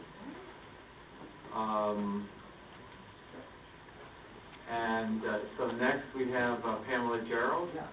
Which microphone, please, going to chime in? You can grab one of those, Pam, if you'd like. Stand with it or what? Grab it or? Just use the microphone. Sit at the end of the table if you'd like. Oh, okay.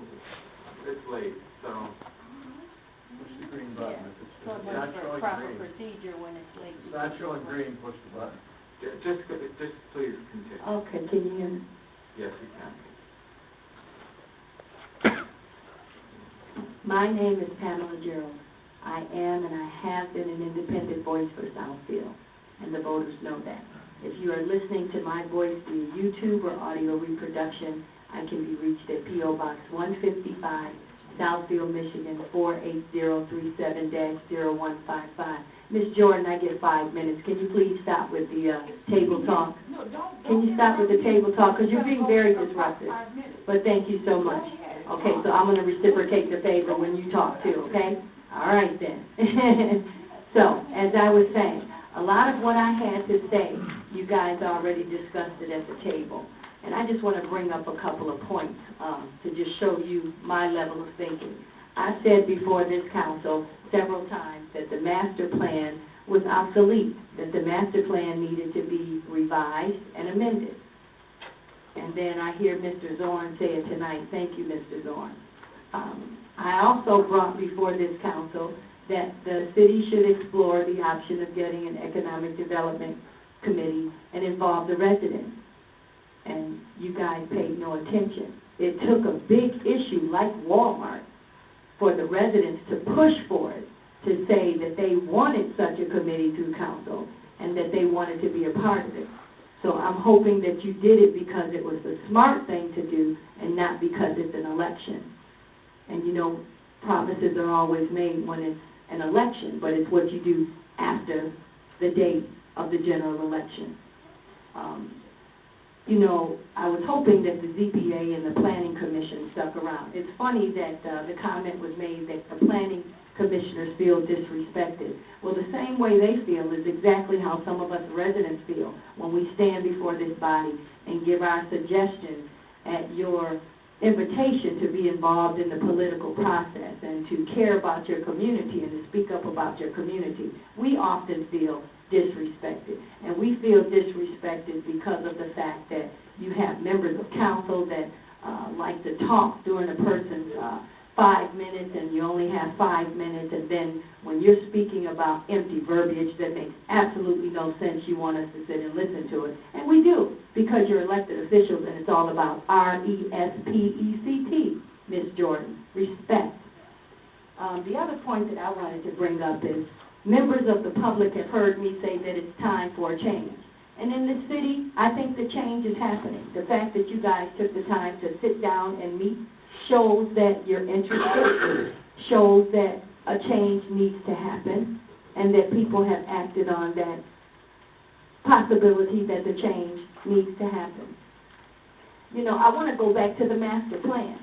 It is amazing that we have a master plan and it's been put in place for however many years it's been put in place. Does the master plan involve Northland and the redevelopment in that area? Because if it doesn't, then it's totally obsolete. I don't always agree with Roy Bell, but I think tonight Roy Bell was on jam. I wanted to ask the Planning Commission members, how many of them have read the master plan? I'm sure that Roy Bell read it. But I can tell you probably at least 3 or 4 of them, based on their conversation, they haven't read it, and they don't quite understand it. I don't always agree with Ms. Seymour. In fact, we hardly ever agree. But I agree tonight that the master plan is not a mandate. It's just a reference point. And I think that you guys need to sit down and start talking about procedure, so that everybody that's at the table making these very important decisions understand procedure, they understand the respect, they understand collaboration, and that the residents do have a say. You can't just give us a say because you want our vote and it's an election, and then after the election, until you're up for re-election again, what we say doesn't mean anything. The residents control, the residents are at the top of the organizational chart. And we do have a say at the ballot. So whether you listen to us when we're at the podium, we will get your attention, and you will listen to us when it's time to cast that vote. And I'm going to make it real short because, like I said, a lot of what I wrote down to say in my speech, you guys have already addressed it. I'm urging all of you to get Robert Gibbs' book on planning. He said that a city should not allow businesses to just come in and develop where they want. It should be where you need it revitalized and where these businesses fit. Go to Grand Rapids and check into their Grid 70 program and how they bring all of these businesses that benefit from each other in one particular complex. We need to consider doing something like that, something different. Your time is up. Thank you. And I knew that. Council, is there any other business? I have to say, I normally don't respond when comments are made, but to be singled out when I'm at this table talking about disrespect, when we're constantly hearing you, Ms. Gerald, your conversations when we're in our council chambers, when we're in our study sessions. So to talk about disrespect, it has no merit.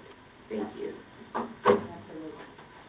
Council, is there anything else to come before the body? I will then move to, or have an adjournment, but I just want to say I feel very good about this meeting tonight. It was really well worth the first almost hour just to hear things about people that, you know, I learned something about virtually everybody. Carol, people is a nurse, I didn't know that.